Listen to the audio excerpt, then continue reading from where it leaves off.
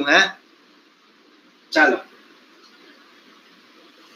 तो कितने लोग पहली बार पढ़ रहे हैं मेरे से? Good evening all of you. अब पहली बार कितने लोग पढ़ रहे हैं? जो लोग एनालॉग पढ़ चुके हैं उनके लिए तो कोई बात ही नहीं है, वो तो अच्छे से जानते हैं। ओके, तो जो लोग पहली बार पढ़ रहे हैं तो पहली बार एक डायलॉग सुन लें। उस डायलॉग में पूरा का पूरा आपका जिंदगी का सार है।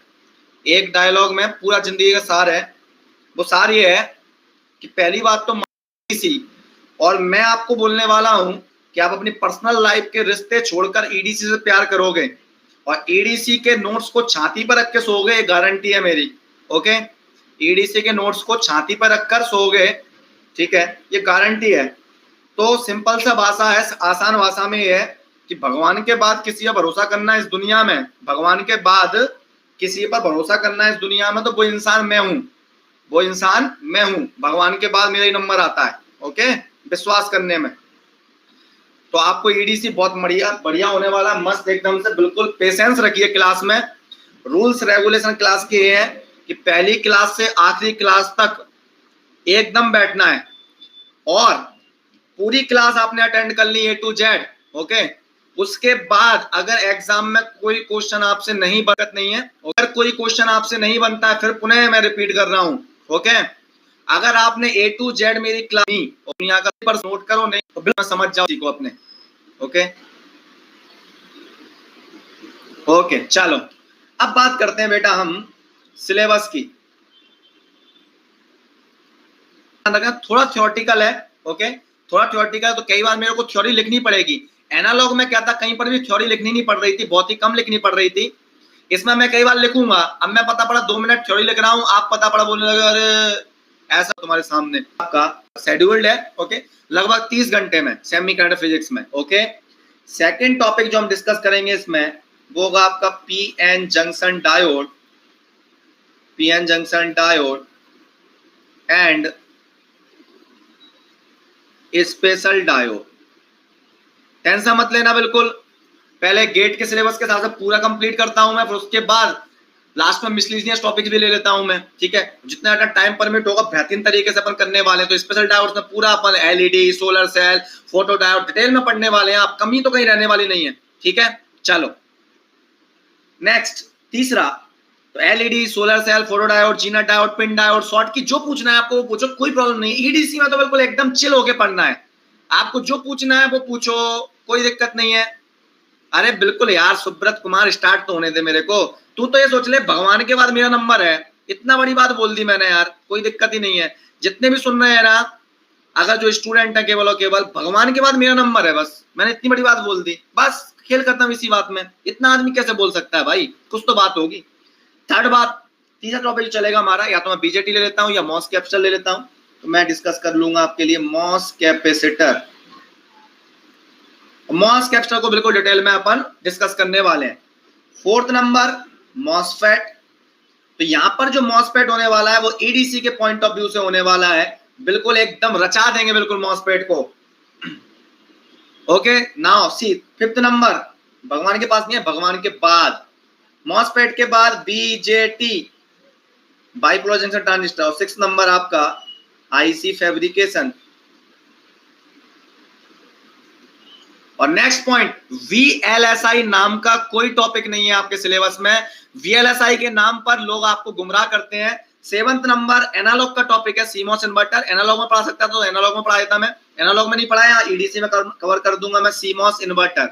और ऑलरेडी स्पेशल क्लास में कवर कर चुका हूं, अदरवाइज इसमें मैं करूंगा पूरा का पूरा। Okay, so meaning is that VLSI is not in syllabus. IC fabrication को ही लोग बाग वीएलएसआई बोल देते हैं और उन लोगों को ये समझ में नहीं आता वीएलएसआई बहुत बड़ी ब्रांच है, जिसको वो लिख देते हैं ना अब वीएलएसआई डिस्कस करेंगे। बेटा वीएलएसआई का एबीसीडी नहीं आता तुम्हें अभी। ओके, आईसी फैब्रिकेशन में इतना पढ़ाऊंगा मैं, आपको लगेगा कि हाँ ये है कुछ बात। तो वीएलएसआई जो लिख देते हैं ना लोग बाग, वो वीएलएसआई है नहीं सिलेबस में कहीं पे, वो भोकाल बनाने के लिए कि बच्चे को लगे ओहो वीएलएसआई पढ़ा रहे हैं, और चाहे वीएलएसआई का एबीसीडी ना आता हो उनको, ठीक है।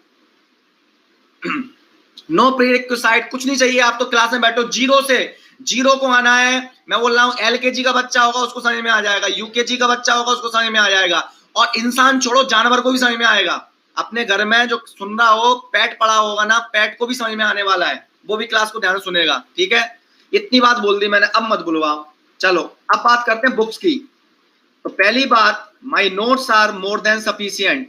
नोट्स से आप जो पढ़ने वाले हैं वो आपके नोट्स मोर देन सफिशियंट होने वाले हैं, नोट्स मोर देन सफिशियंट होने वाले हैं। Are you getting it? Notes more than sufficient है, लेकिन फिर भी कई लोगों में होता है ना, कीड़ा होता है पढ़ने का, है ना, तो फिर उनके लिए बुक्स बता रहा हूं कि ले भैया, तेरे को बड़ा शौक है ईडीसी की बुक्स पढ़ने का, ले पढ़। पहली book street man and Banerjee, और ये सारी बुक्स वो बुक्स होती हैं जो मैं खुद पढ़ चुका होता हूं। Streetman and Banerjee second. Okay next, Donald A Niemann,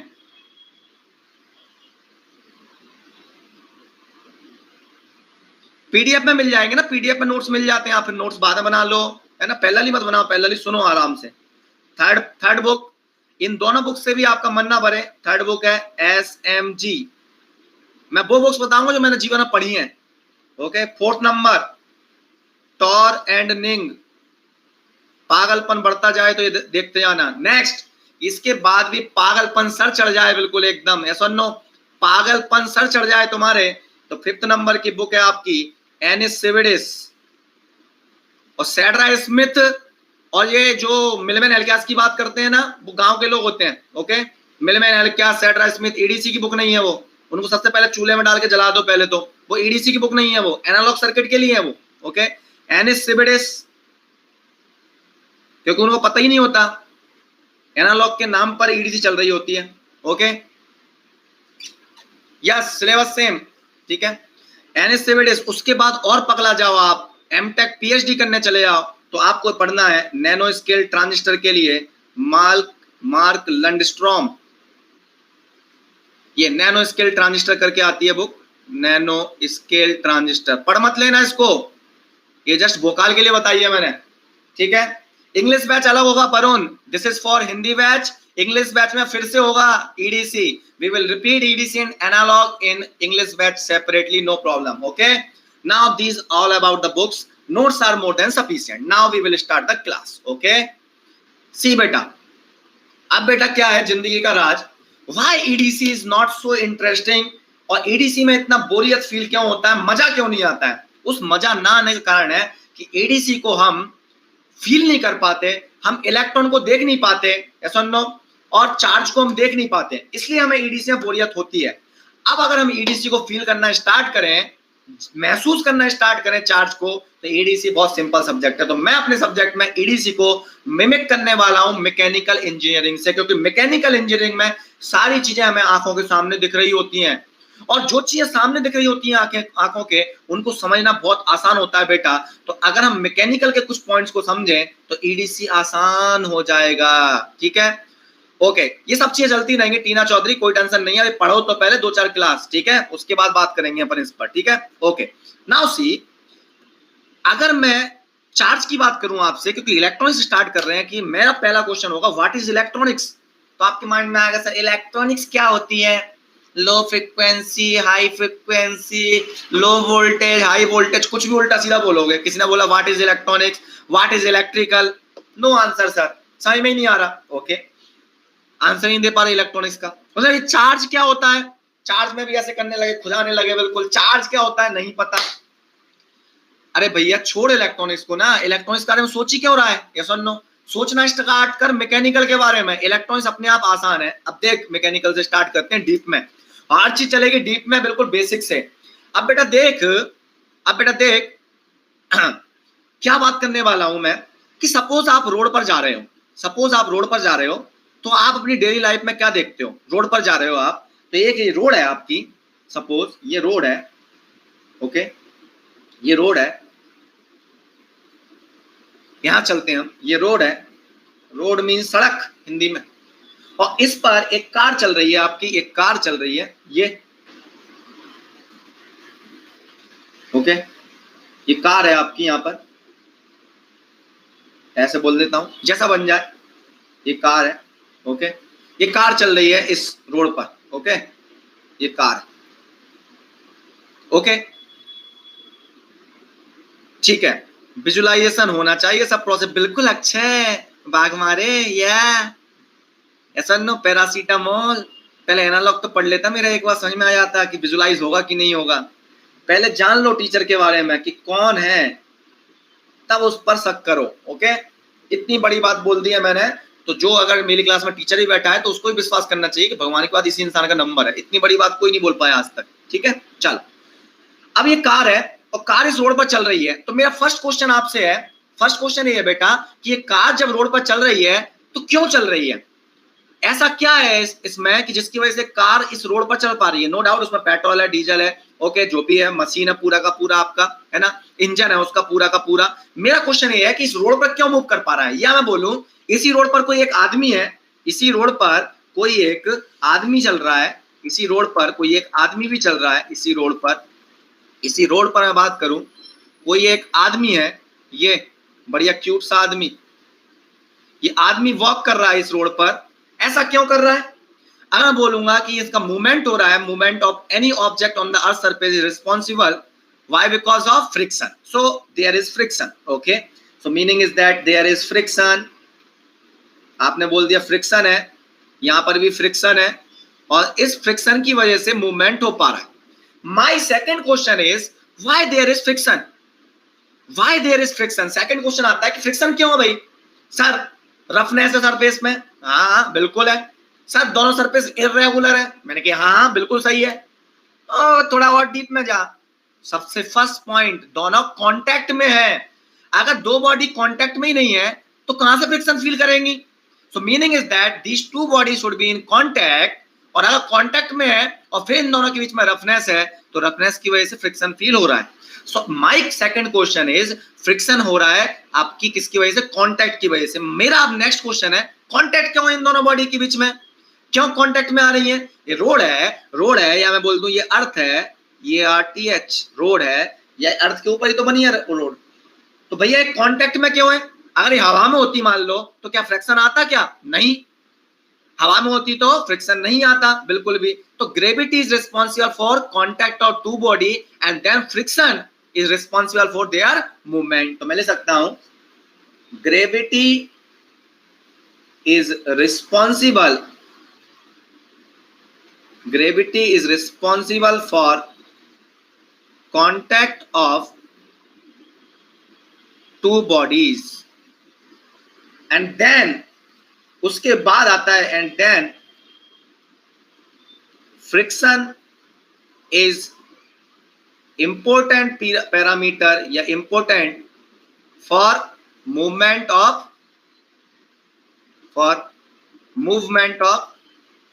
या for motion of object.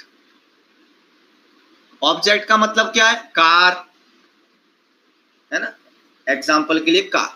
So gravity is responsible for contact of two bodies, तो रोड और कार कांटेक्ट में आई, फिर अब फ्रिक्शन है, फ्रिक्शन की वजह से वो मूव कर पा रहे हैं, बहुत अच्छी बात है। अब मेरा सेकंड क्वेश्चन है कि ग्रेविटी कैसे आ गया भाई? ग्रेविटी कहां से आ गया? Who is responsible for gravity? Who is responsible? Yes, when aeroplane moves in the air, it also feels friction because there is air friction, air mass. Okay, so I'm not talking about air, I'm talking about the earth surface. Okay, so in the case of aeroplane also they feel air friction, तो air friction होता है definitely, कोई problem नहीं है। Okay okay, चलो, तो मैं जो समझाने की कोशिश कर रहा हूं वो समझो। अब पता पड़ा मैं एरोप्लेन ही पढ़ाने लगा हूं 6 महीने से, एरोप्लेन कैसे मूव कर रहा है। ओके, so, मैं जो कन्वे करना चाह रहा हूं उसको समझो, ठीक है। सो ग्रेविटी आ गया। अब my question is who is responsible for gravity? Who is responsible for gravity? Gravity क्यों आ रहा है? Okay, Tony I will block you. Okay, Tony Stark I will block you definitely because you are not interested in studying. Okay, English और हिंदी, इतना English आती है सबको। Okay, Hindi please. Okay, और मैं इतना सहन नहीं करता हूं किसी को पढ़ना हो नहीं पढ़े, है ना, आपकी रिस्पॉन्सिबिलिटी है, आपको पढ़ना है मेरे से, मेरी जरूरत नहीं, मुझे जरूरत नहीं है। मेरे से बहुत बच्चे पढ़ चुके हैं और बहुतों की रैंक आई है, बहुत IIT में पहुंच चुके हैं, और घमंड है मुझे अपने आप पर। ऑल ओवर इंडिया में कहीं पर भी खड़े होकर बोल सकता हूं खुले में, बिल्कुल एकदम। All doubts are genuine students, all doubts are genuine. Okay, let me start. Okay, so sorry, not a problem. Okay okay, नहीं करता भाई साहब फ्रिक्शन। अगर मैं, अरे यार कैसी बातें कर रहे हो आप लोग। ओके, अगर मान लो मैं बर्फ पर मूव करूं तो मूव कर लूंगा क्या? मैं बर्फ पर मूव करना चाह रहा हूं तो क्या मूव कर लूंगा? स्लाइड करके गिर जाऊंगा मुंह के बाद। Are you getting it? ठीक है, ओके चलो now, so who is responsible for gravity? My question is who is responsible for gravity? Who is responsible for gravity? So question ये है मेरा कि ग्रेविटी के लिए कौन रिस्पॉन्सिबल है? तो भैया ग्रेविटी क्यों आ रही है? अगर यहां पर मास नहीं होता तो ग्रेविटी नहीं आता। यस और no? Mass is responsible for gravity. तो बेटा अपने पास पता क्या आ गया? मास की डेफिनेशन आ गई। ठीक है, किसकी डेफिनेशन आ गई मेरे पास? मास की डेफिनेशन आ गई। बेटा कमेंट्स को इसलिए ऑफ नहीं कर सकते, किसी का जेन्युइन डाउट हो सकता है, कोई डाउट पूछ सकता है ना। अब इंग्लिश हिंदी ये तो गलत बात है ना, इंग्लिश हिंदी इतना समझ में आता है, मैं हिंदी में ही पढ़ाऊंगा, टेंशन मत लो। अब थोड़ा बहुत तो इंग्लिश चलेगा ना यार, टेक्निकल वाला, तो उसमें मैं यही सोचूंगा कि आप है ना कोई टीचर वीचर हो, मेरे को परेशान करने आए हो, मैं ब्लॉक कर दूंगा उस चक्कर में। ओके, सो मास, क्योंकि टीचर को कॉम्पिटिशन बहुत ज्यादा फील हो रहा है मेरे से ना। ओके मास, सो मास क्या होगा आपका? तो मास वो चीज है, मास को कैसे डिफाइन करोगे? मास वो चीज है जो ग्रेविटी क्रिएट करता है अपने अराउंड। तो सर पॉइंट की बात ये होती है कि अगर मास की वजह से ग्रेविटेशनल फोर्स होता है तो सर दो लोग हम पास पास आते हैं, हम दोनों का मास है, तो सर हम दोनों आपस में चिपक क्यों नहीं जाते? दोनों रोड पर जा रहे हैं, चल रहे हैं, आपस में चिपक क्यों नहीं जाते? यस और नो? बिकॉज हम दोनों का जो मास है वो अर्थ के मास के कंपेरिजन में कम है, तो अर्थ का जो ग्रेविटेशनल फोर्स लग रहा है वो ज्यादा है compare two bodies on the earth surface. तो अर्थ सरफेस में जो बॉडी है उनका मास कम है, इसलिए उनके आपस में क्या नहीं हो रहा? ग्रेविटेशनल फोर्स ऑफ अट्रैक्शन नहीं लग रहा, लेकिन अर्थ का ग्रेविटेशनल फोर्स ऑफ अट्रैक्शन लग रहा है। So mass is the fundamental property, mass is the fundamental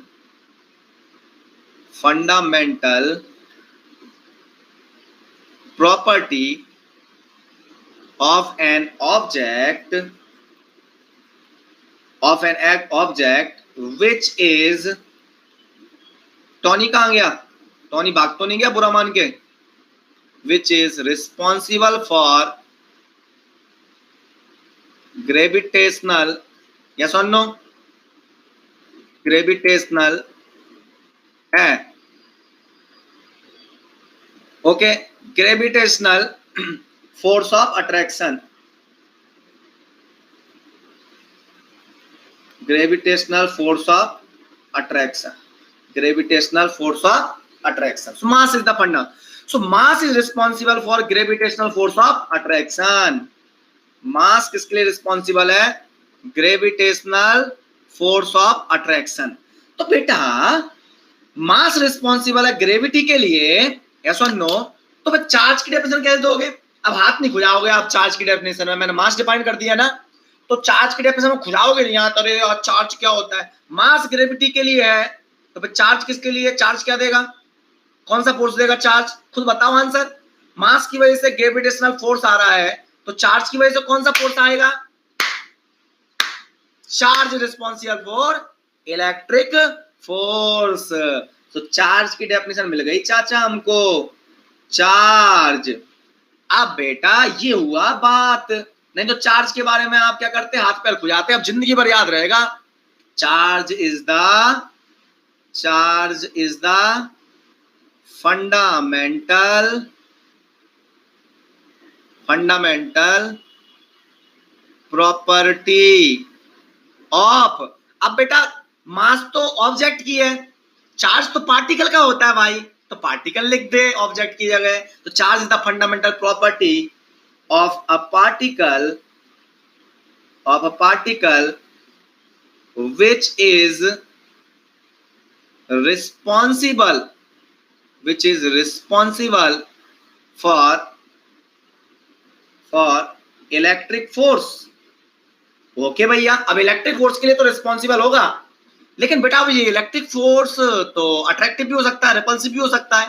so meaning is that gravity हमेशा अट्रैक्टिव है, लेकिन इलेक्ट्रिक फोर्स में दो नेचर है, ये रिपल्सिव भी हो सकता है और अट्रैक्टिव भी हो सकता है। And this force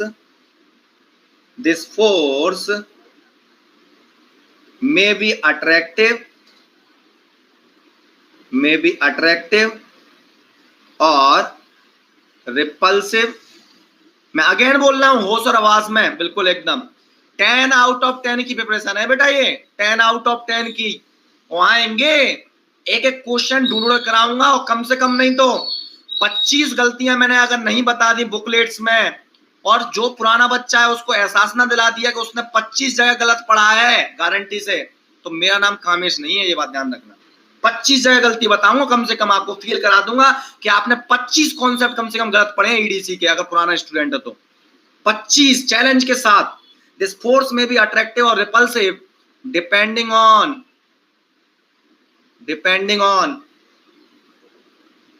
nature of other charge present, nature of other charge present।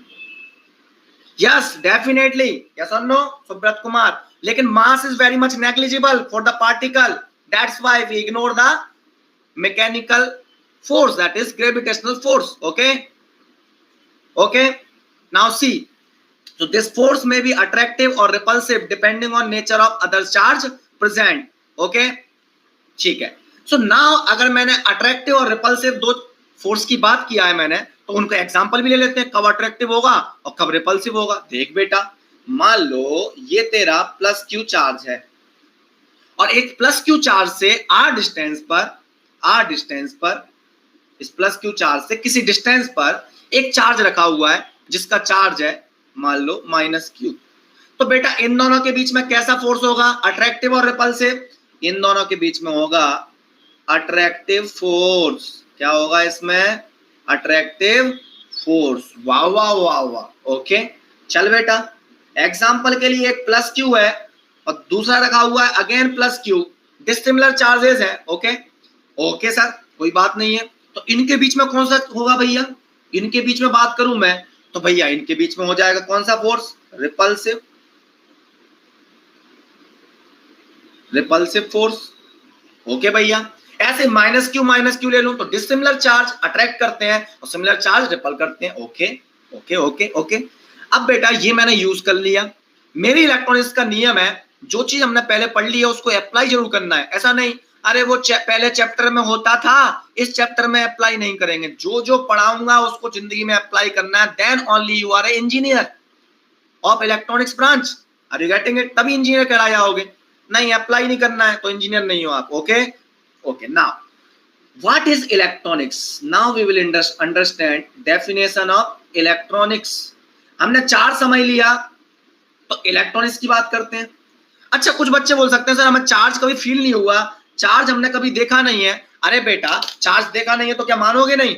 नहीं सर हमको जो चीज दिखती है उसको मानते हैं। हवा दिखती है क्या? नहीं दिखती। महसूस करते हो उसको, मानना पड़ता है। सिमिलरली चार्ज को भी महसूस कर सकते हैं। नहीं सर कहां करें? Put your finger in the plug, अभी के अभी प्लग के अंदर अपनी उंगली डालो, अपने आप पता चल जाएगा व्हाट इज चार्ज। मतलब चार्ज को चार्ज फील कर सकता है। आपकी बॉडी में भी चार्ज है और उसमें फिंगर डाल रहे हो ना आप, उधर भी वहां पर भी चार्ज है, तो चार्ज को चार्ज फील कर सकता है। तो put your finger in the plug, you will come to know what is charge. तो चार्ज को केवल चार्ज फील कर सकता है। Are you getting it? That is the point. So meaning is that electronics की बात करें हम तो व्हाट इज इलेक्ट्रॉनिक्स? देखो बेटा मैकेनिकल इंजीनियरिंग की बात करते हैं। मैकेनिकल इंजीनियरिंग की बात करें so mass is the fundamental property of an object which is responsible for gravitational force of attraction। तो मैकेनिकल इंजीनियरिंग क्या है बेटा? मैकेनिकल इंजीनियरिंग में हम पढ़ते हैं मूवमेंट ऑफ मास। जैसे सब्जेक्ट है मैकेनिकल इंजीनियरिंग का फ्लूइड मैकेनिक्स। फ्लूइड मैकेनिक्स का मतलब क्या है? Motion of fluid. Motion of fluid का मतलब क्या है? मास का मूवमेंट। तो मास का मूवमेंट को हम बोलते हैं मैकेनिकल इंजीनियरिंग। तो फिर इलेक्ट्रॉनिक्स इंजीनियरिंग क्या होगी? चार्ज का मूवमेंट। सो इलेक्ट्रोडायनेमिक्स बोल सकते हैं हम इसे। So movement of charge is electronics engineering. So movement of charge भी हम स्पेशली कहां पढ़ेंगे? हम जो इलेक्ट्रॉनिक्स कम्युनिकेशन वाले हैं वो पढ़ेंगे हम सेमीकंडक्टर के अंदर। So movement of charge inside the semiconductor आपकी हो गई electronics engineering. So electronics is the study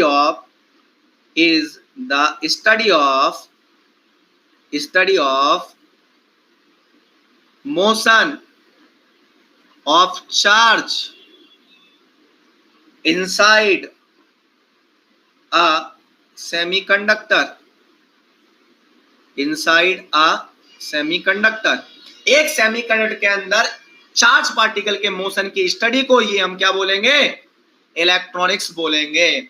तो मतलब क्या है, पूरी इलेक्ट्रॉनिक्स में क्या चलने वाला है, डायोड पढ़ाया। जब तक मैं ये नहीं बता दूं आपको कि इलेक्ट्रॉन क्यों मूव कर रहा है, लेफ्ट टू राइट जा रहा है, कैसे जा रहा है, कहां से मूव कर रहा है, कितनी स्कैटरिंग हो रही है, मोबिलिटी कहां कम है, मोबिलिटी कहां ज्यादा है ना, करंट कहां कम है, करंट कहां ज्यादा है, कहां ड्रिफ्ट करंट है, कहां डिफ्यूजन करंट है, अगर ये नहीं बता पाए तो मैं इलेक्ट्रॉनिक्स नहीं पढ़ा रहा हूं। एक एक चीज क्लियर होनी चाहिए, कहां पर कौन सी करंट फ्लो हो रही है, परफेक्टली आइडेंटिफिकेशन के साथ। That is electronics. Electronics is the study of motion of charge inside a semiconductor. Yes और नो?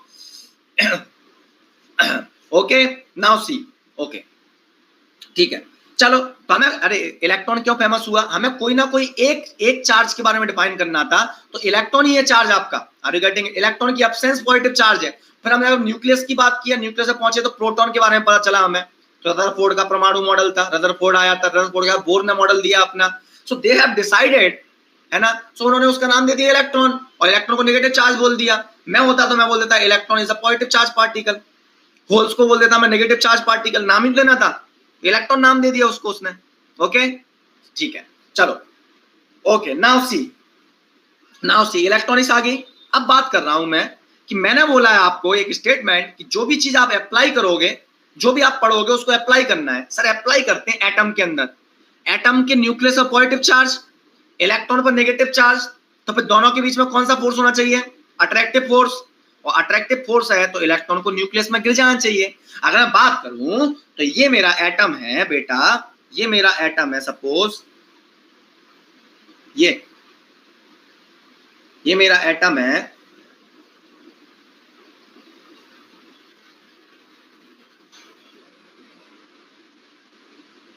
ना कैसे बनेगा?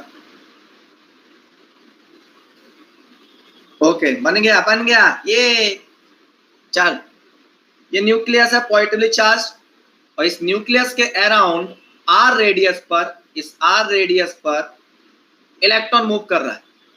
ये इलेक्ट्रॉन है, ये मूव कर रहा है, मान लो ये इलेक्ट्रॉन मूव कर रहा है आर रेडियस पर। मेरा क्वेश्चन है, इलेक्ट्रॉन पर नेगेटिव चार्ज है, न्यूक्लियस पर पॉजिटिव चार्ज है। Nucleus is positively charge because proton और न्यूट्रॉन है, न्यूट्रॉन इलेक्ट्रिकल न्यूट्रल है, प्रोटॉन में पॉजिटिव चार्ज है। और आपको पता है कि न्यूक्लियस हैवी होता है क्योंकि प्रोटॉन का मास इलेक्ट्रॉन के मास से ज्यादा होता है। अब प्रोटॉन का मास इलेक्ट्रॉन के मास से ज्यादा होता है, तो न्यूक्लियस हैवी है, तो हैवी की तरफ लाइट वाला अट्रैक्ट होना चाहिए और अट्रैक्टिव फोर्स होना चाहिए दोनों के बीच में। क्यों? क्योंकि न्यूक्लियस पॉजिटिवली चार्ज है, इलेक्ट्रॉन नेगेटिवली चार्ज है। सो मेरा क्वेश्चन है कि इलेक्ट्रॉन को अट्रैक्ट होते होते न्यूक्लियस में क्यों नहीं गिर जाता भैया electron? So question is why electron does not fall in the nucleus, why electron does not fall in the nucleus,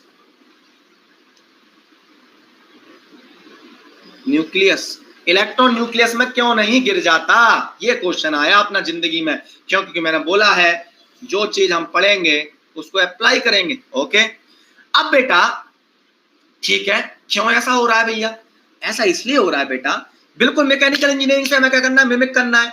एक सर्कुलर पाथ में एक ऑब्जेक्ट मूव कर रहा है सर्कुलर पाथ में, तो हम बोलते थे कि सर्कुलर पाथ के केंद्र की तरफ, ले हिंदी, केंद्र की तरफ, है ना, सर्कुलर पाथ मतलब वृत्तीय पथ में अगर कोई ऑब्जेक्ट मूव कर रहा है तो उसके केंद्र की तरफ उस पर एक बल लगेगा। ऐसा नो, ले हिंदी, अब बल लगेगा मतलब फोर्स लगेगा बेटा, सेंटर के टुवर्ड्स एक फोर्स लग रहा है। और एक सर्कुलर पाथ में कोई ऑब्जेक्ट मूव कर रहा है, या नो, सर्कुलर पाथ में कोई ऑब्जेक्ट मूव कर रहा है, सेंटर के टुवर्ड्स एक फोर्स लग रहा है, तो व्हाई वो जो ऑब्जेक्ट है वो सेंटर के टुवर्ड्स क्यों नहीं गिर जाता?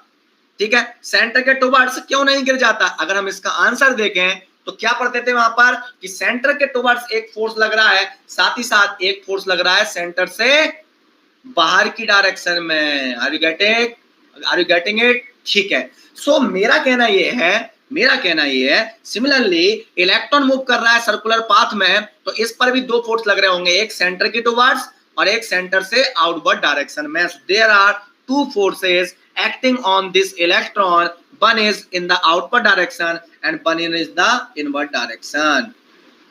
एक तो आउटवर्ड डायरेक्शन में लगा एक फोर्स, और एक लग रहा होगा इनवर्ड डायरेक्शन में फोर्स, अट्रैक्टिव फोर्स। इसको बोल दिया मैंने F1 और इसको बोल दिया मैंने F2।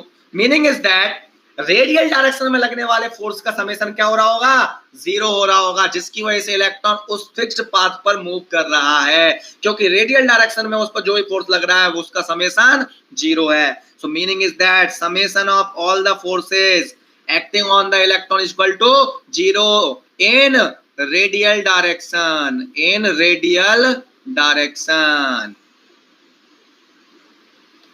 Okay, now sigma F equal to 0 मतलब F2 plus F1 equal to 0। F2 क्या है, बाहर की साइड लगने वाला, बाहर की साइड कौन सा फोर्स लगता है, सेंट्रीफ्यूगल, यस और नो, प्लस F1 क्या होता है, centripetal, centripetal F1 inward direction में इक्वल टू 0, यस और no, centripetal and centrifugal force equal to 0। कोई दिक्कत किसी को? नाउ सी बेटा, now see centrifugal force, centrifugal force क्या होगा, इलेक्ट्रॉन का mass m, velocity v, radius r, r radius के पाथ में v वेलोसिटी के साथ m मास का कोई ऑब्जेक्ट मूव कर रहा है, ये तो पार्टिकल है, कोई पार्टिकल मूव कर रहा है, तो क्या होगा, mv² अपॉन r बेटा, mv² upon r, where v is the velocity of electron, r is the radius of the path, m is the mass of electron. Sir what is centripetal force, सिर खुजा, answer आएगा centripetal force, sir सिर खुजा, centripetal क्या होगा, भूल गए, centripetal force क्या होगा, ऐसे ऐसे होगा, आप देख ऐसे ऐसे, हाथ पैर ऐसे ऐसे होंगे टेढ़े, क्या होता है भूल गए, 12th क्लास का है ना, भूल मत, परेशान मत हो, सबका आंसर आएगा। देख सेंट्रीपेटल फोर्स जो कि F1 है, F1 का मतलब क्या है बेटा, F1 इनवर्ट डायरेक्शन में लग रहा है, तो सेंट्रीपेटल बोल दूं उसे, या मैं क्या बोल दूं, nothing but Coulombic force of attraction between electron and nucleus.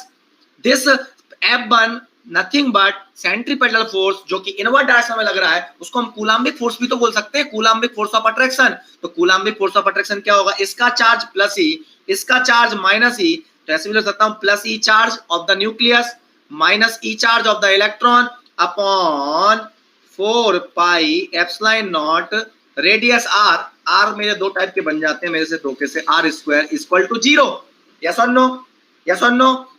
तो centripetal force is nothing but Coulombic force, okay, Coulombic force, ठीक है भैया। सो मैंने यहां पर लिख दिया mv² upon r equal to, okay, yes it exist. अरे यार वो तो फिर माना गया ना कि ऐसा हो रहा है, स्यूडो इसलिए बोल देते हैं उसको लोकेश भार्गव, क्योंकि हमने माना है, आर यू गेटिंग इट, ऐसा माना है कि हमने सेंटर के ऊपर से एक फोर्स लग रहा है और एक आउटवर्ड डायरेक्शन में एक फोर्स लग रहा है, क्योंकि कहीं ना कहीं क्योंकि वो ऑब्जेक्ट बैलेंस्ड है वहां पर, कब तक बैलेंस रहेगा, जब तक ये दोनों फोर्स बैलेंस रहे आपके। अगर सर्कुलर मोशन का हमने जो पढ़ा था मैकेनिक्स आपके 11th-12th में, तो वो ऑब्जेक्ट तब तक मूव करता रहेगा और कभी भी उसके सर्कल के टुवर्ड्स नहीं गिरेगा जब तक कि उसका मतलब हम मेंटेन रखें वेलोसिटी वगैरह। तो मौत के कुआं देखा है हमने गांव में, मौत के कुएं में भी कॉन्सेप्ट यही होता है कि वो तब तक नहीं गिरेगा जब तक वो परफेक्ट वेलोसिटी मेंटेन करे रखे वो। तो ये हमने वहां पर कॉन्सेप्ट पढ़ा। तो स्यूडो इसलिए बोल देते हैं क्योंकि कई बार वो गिर भी जाएगा अंदर की साइड, तो हमने बोल दिया कि वो स्यूडो है भैया, गिर भी सकता है वो। तो डिपेंड कर रहा है कंडीशंस पर कि एग्जैक्टली बैलेंस हो रहे होंगे दोनों के दोनों फोर्स, ओके, दोनों के दोनों फोर्स एग्जैक्टली बैलेंस होने चाहिए आपके। So mv² upon r equal to e² upon 4 pi epsilon naught r², okay, ठीक है भैया, ओके भैया, ओके ओके। नाउ इसको इक्वेशन 1 बोल देता हूं मैं, चलो नाउ इसको सॉल्व करूं, e² upon 4 pi epsilon naught r², ठीक है, ओके, या सर्कस r से r कैंसिल कर दूं मैं तो एक इक्वेशन आ सकती है हमारी, ठीक है, लेकिन मैंने यहां पर उसको दे दिया equation number 2, okay, equation number 2 बोल दिया, ठीक है। चल भैया, now see, now I am interested in total energy of electron. We are interested in total energy of electron, yes or no? Yes yes Amit, बिल्कुल परफेक्ट सर, ये balance करने के लिए यस, क्योंकि वो इलेक्ट्रॉन गिर नहीं रहा है ना, तो प्रैक्टिकली दिख रहा है कि एटम एक्सिस्ट कर रहा है, इलेक्ट्रॉन गिर नहीं रहा है, तो ऐसा होना चाहिए, प्रपोज्ड है ना। यस बिल्कुल, JD we can take, Rakshit या रेड्डी बिल्कुल perfect, you are perfect, Z into E, Z is the atomic number we can take, okay, atomic number Okay, so I am considering for hydrogen atom only, then you can consider for any generalized atom, you can multiply by Z into E, no problem. Okay, so total energy of electron की बात करूं मैं. Now come to this point, why we are interested in total energy of electron. Sir एकदम से आप total energy calculate करने लगे, क्या पागलपन है सर ये. ओके, मैं इसलिए कर रहा हूं टोटल एनर्जी ऑफ इलेक्ट्रॉन को कैलकुलेट, उसका राज जानो. मुझे पढ़ना है एनर्जी बैंड डायग्राम. क्या पढ़ना है मुझे? Energy band diagram. सर हमें नहीं आते, कोई बात नहीं है. सुनाई क्या दिया? मैंने बोला एनर्जी बैंड डायग्राम. तो एनर्जी शब्द सुनाई दिया ना तुमको, तो किसकी एनर्जी की बात कर रहे होंगे? सर आपकी एनर्जी, सर भगवान की energy. No, we are talking about energy of electrons. तो इलेक्ट्रॉन की एनर्जी में हम इंटरेस्टेड हैं, क्योंकि हमें एनर्जी बैंड डायग्राम पढ़ना है. तो एनर्जी बैंड डायग्राम में जो एनर्जी होती है वो इलेक्ट्रॉन्स की एनर्जीज को शो करता है. तो बेटा अब इलेक्ट्रॉन की एनर्जी क्या होगी? सर हमें क्या पता है इलेक्ट्रॉन की एनर्जी? बेटा इलेक्ट्रॉन की energy, electron is moving around the nucleus. तो मूव कर रहा है तो काइनेटिक एनर्जी होगी. काइनेटिक एनर्जी होगी क्योंकि मूव कर रहा है वो. यस और नो? ओके, काइनेटिक एनर्जी होगी. क्यों? क्योंकि वो मूव कर रहा है अराउंड द सर्कुलर पाथ. ठीक है भैया.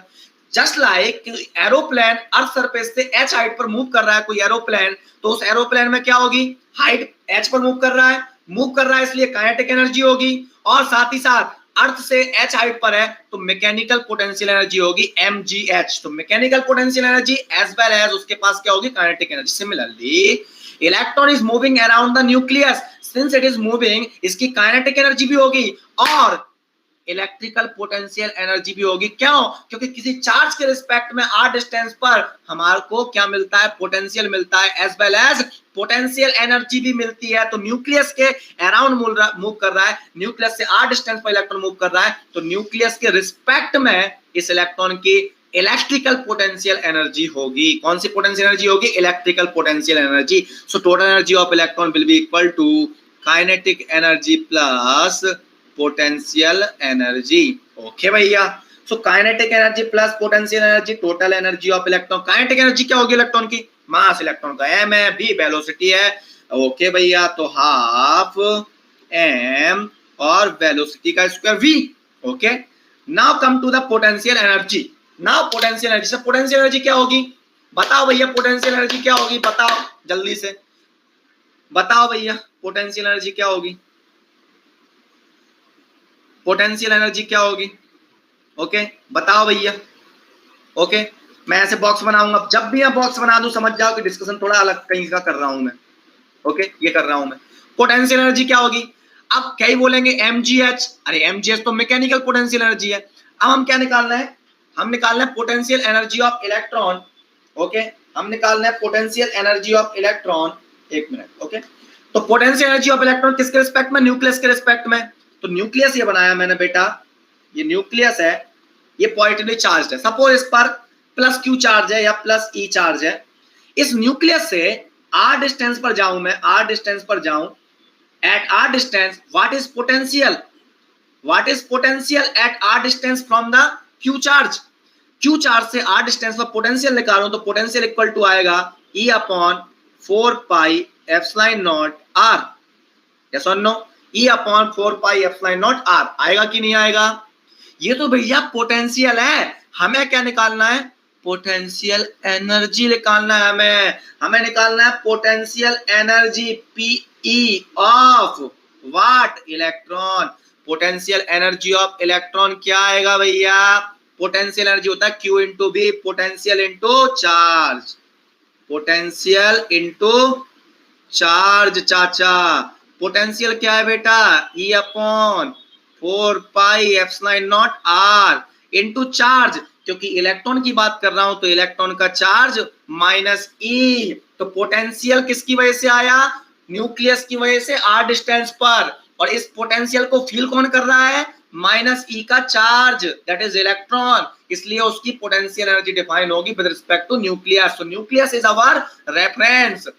तो मैकेनिकल सिस्टम में कोई ऑब्जेक्ट मूव कर रहा होता है तो अर्थ होता है आपका रेफरेंस, और इलेक्ट्रॉनिक्स इंजीनियरिंग में रेफरेंस हो गया आपका nucleus. Are you getting it? So अब कितना आ गया बेटा चाचा? Minus E square upon 4 pi epsilon naught r that is the potential energy of electron, that is a negative charge particle. तो यहां पर रख दूं चाचा मैं, कितनी वैल्यू आई, E square upon 4 pi epsilon naught R. आहा, ये आ गया। ओके, कोई दिक्कत? अब बेटा देख, अब ये आया half M B square plus E minus E square upon 4 pi epsilon naught R E T equal to, तो भैया आगे बढ़ जाते हैं जिंदगी में। देख बेटा भैया, E T equal to half M B square, ले भैया हाफ एम बी स्क्वायर, यहां से देख एम बी स्क्वायर क्या आएगा, यहां से निकालू एम बी स्क्वायर तो क्या आएगा, यहां लिखूंगा अब मैं M B square equal to E square upon 4 pi epsilon naught R. Yes और no? Why did we use negative sign? Electron का चार्ज माइनस ई होता है भाई और पॉजिटिव चार्ज का plus E, so we are considering sign of the electron charge minus E. Are you getting it? That's why we are considering sign. Okay, now see total energy of electron half M B square, so half की जगह half, अब मेरे पास M B square की value है तो मैं लिख देता हूं हाफ, इक्वेशन 1 से एम बी स्क्वायर कितना आया, यहां पर एम बी स्क्वायर की वैल्यू हटा दूंगा मैं, ये एम बी स्क्वायर कितना आया, M B square equal to E square upon 4 pi epsilon naught R, E square upon 4 pi epsilon naught R. Okay, and देख बेटा कि minus E square upon 4 pi epsilon naught R, ये ले minus E square upon 4 pi epsilon naught R. ओहो हो, 1/2 times of x minus X क्या आएगा, minus X by 2, मतलब minus E square upon 8 pi epsilon naught R, मतलब total energy of electron is equal to minus E square upon 8 pi epsilon naught R. ओहो हो, बंद कर दे, डिब्बे में भाग जाएगा। ओके, इसकी यूनिट क्या हो गई, बाय डिफॉल्ट यूनिट क्या होती है एनर्जी की, जाउल्स। ओके, जूल्स आ गई, यस और नो, जाउल्स या जूल्स। ओके, यहां पर अभी एक ग्रेट ऑब्जर्वेशन है जो आपकी जिंदगी बदल देगा। बता बेटा बता, 8 constant, pi constant, epsilon naught क्या होता है, epsilon naught permittivity, absolute permissivity, constant होता है 8.85 10 पावर माइनस 12। ओके, मैं लिखाऊंगा। ई इलेक्ट्रॉन का चार्ज 1.6 10 पावर माइनस 19, वो भी कांस्टेंट, बचा रह गया आर। अब मैं पूछ रहा हूं बेटा, एनर्जी और रेडियस में क्या रिलेशन है बेटा, यहाँ पर इलेक्ट्रॉन की एनर्जी में, एनर्जी और रेडियस डायरेक्टली और इनडायरेक्टली, डायरेक्टली और इनडायरेक्टली, डायरेक्टली और इनडायरेक्टली, बता जल्दी, बता बता बता। अरे डायरेक्टली है चाचा, माइनस साइन भी लगा हुआ है, यस और नो, डायरेक्टली। देख कैसे, फिर से डिब्बा बनाऊंगा जिंदगी में तेरी, जब भी जिंदगी में डिब्बा बनाऊं तो काम बन जाएगा तेरा। ले भैया, डिब्बा बनाऊं जिंदगी में, डिब्बा बनाऊंगा मैं, ये प्लस क्यू चार्ज, ये फर्स्ट रेडियस, ये सेकंड रेडियस। ओके, इस पर इलेक्ट्रॉन की एनर्जी सपोज E1, इस पर इलेक्ट्रॉन जो होगा उसकी एनर्जी E2 सपोज, यहाँ पर रेडियस R1, यहाँ पर रेडियस R2, ये रेडियस बढ़ती आ रही है, ऐसे जाऊंगा मैं, रेडियस बढ़ती जा रही है। ठीक है, अब मैं देखूं टोटल एनर्जी ऑफ इलेक्ट्रॉन जो आया वो क्या आया, मान लो एग्जांपल के लिए ले लूं, कैसा आया होगा, E square constant, 8 constant, pi constant, epsilon naught constant, some constant upon R, यही आया। दैट इज एग्जांपल के लिए मान लो -20 अपॉन आर, एग्जांपल के लिए एक नंबर ले लिया मैंने, 20 नंबर आएगा कुछ ना कुछ, 25 आया, 50 आया, 75 आया, 1.112 आ जाए, 2.11 बना जाए, 0.00, मुझे क्या करना, मैं सी मान लिया यार, कांस्टेंट 20 मान लिया समझाने के लिए। ओके, R1 इक्वल टू ले लिया मैंने 2, R2 इक्वल टू ले लिया मैंने suppose 4, 2 angstrom, 4 angstrom, 2 centimetre, 4 centimetre, like just example. Okay, तो मैं E1 निकालूं R1 के लिए, तो E1 कितना आएगा बेटा, E1 इक्वल टू आएगा -20 अपॉन 2, दैट इज -10। E2 निकालूं मैं तो R2 की वैल्यू 4 रखूंगा मैं, यहाँ पर 4 रखूं तो कितना आ जाएगा, -20 अपॉन 4। ओहो हो, -5 ज्यादा है कि -10 ज्यादा है, -5 ज्यादा है, मतलब क्या निकल के आया तेरा, E2 ग्रेटर देन E1 आया, मतलब एनर्जी जो सेकंड वाले ऑर्बिट में इलेक्ट्रॉन की होगी वो ज्यादा होगी कंपेयर टू फर्स्ट वाली, या मैं बोलूं R2 आपका क्या है यहाँ पर ग्रेटर देन R1 है, मतलब क्या हुआ यहाँ से, R ज्यादा तो एनर्जी ज्यादा, R कम तो एनर्जी कम, that is energy of electron जो आई है टोटल एनर्जी वो रेडियस के प्रोपोर्शनल है, क्योंकि माइनस साइन है बेटा वहां पर।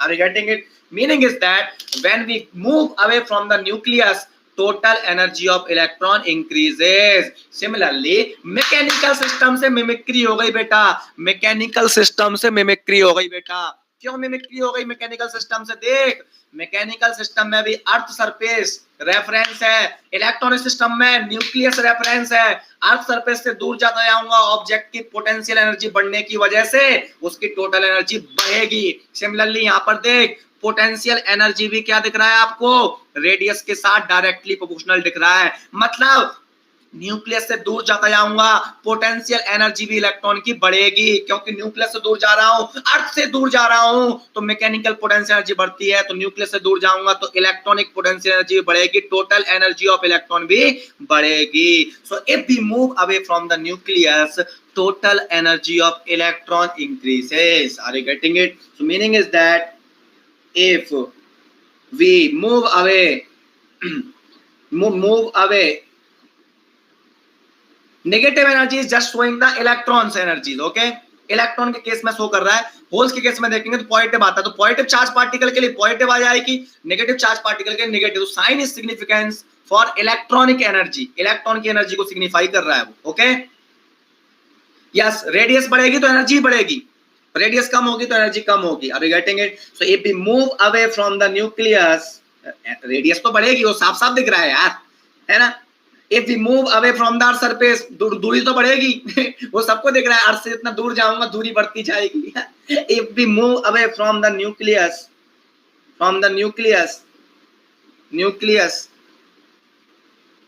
If we move away from the nucleus, क्या बोलूंगा मैं? Total energy and potential energy of electron क्या हो रहा है आपका? इंक्रीजेस। ओके, क्यों? क्योंकि रेडियस बढ़ रहा है, टोटल एनर्जी बढ़ रहा है। पोटेंशियल एनर्जी को भी देख ले, -e²/4πε0r, सेम आएगा माइनस कांस्टेंट अपॉन r।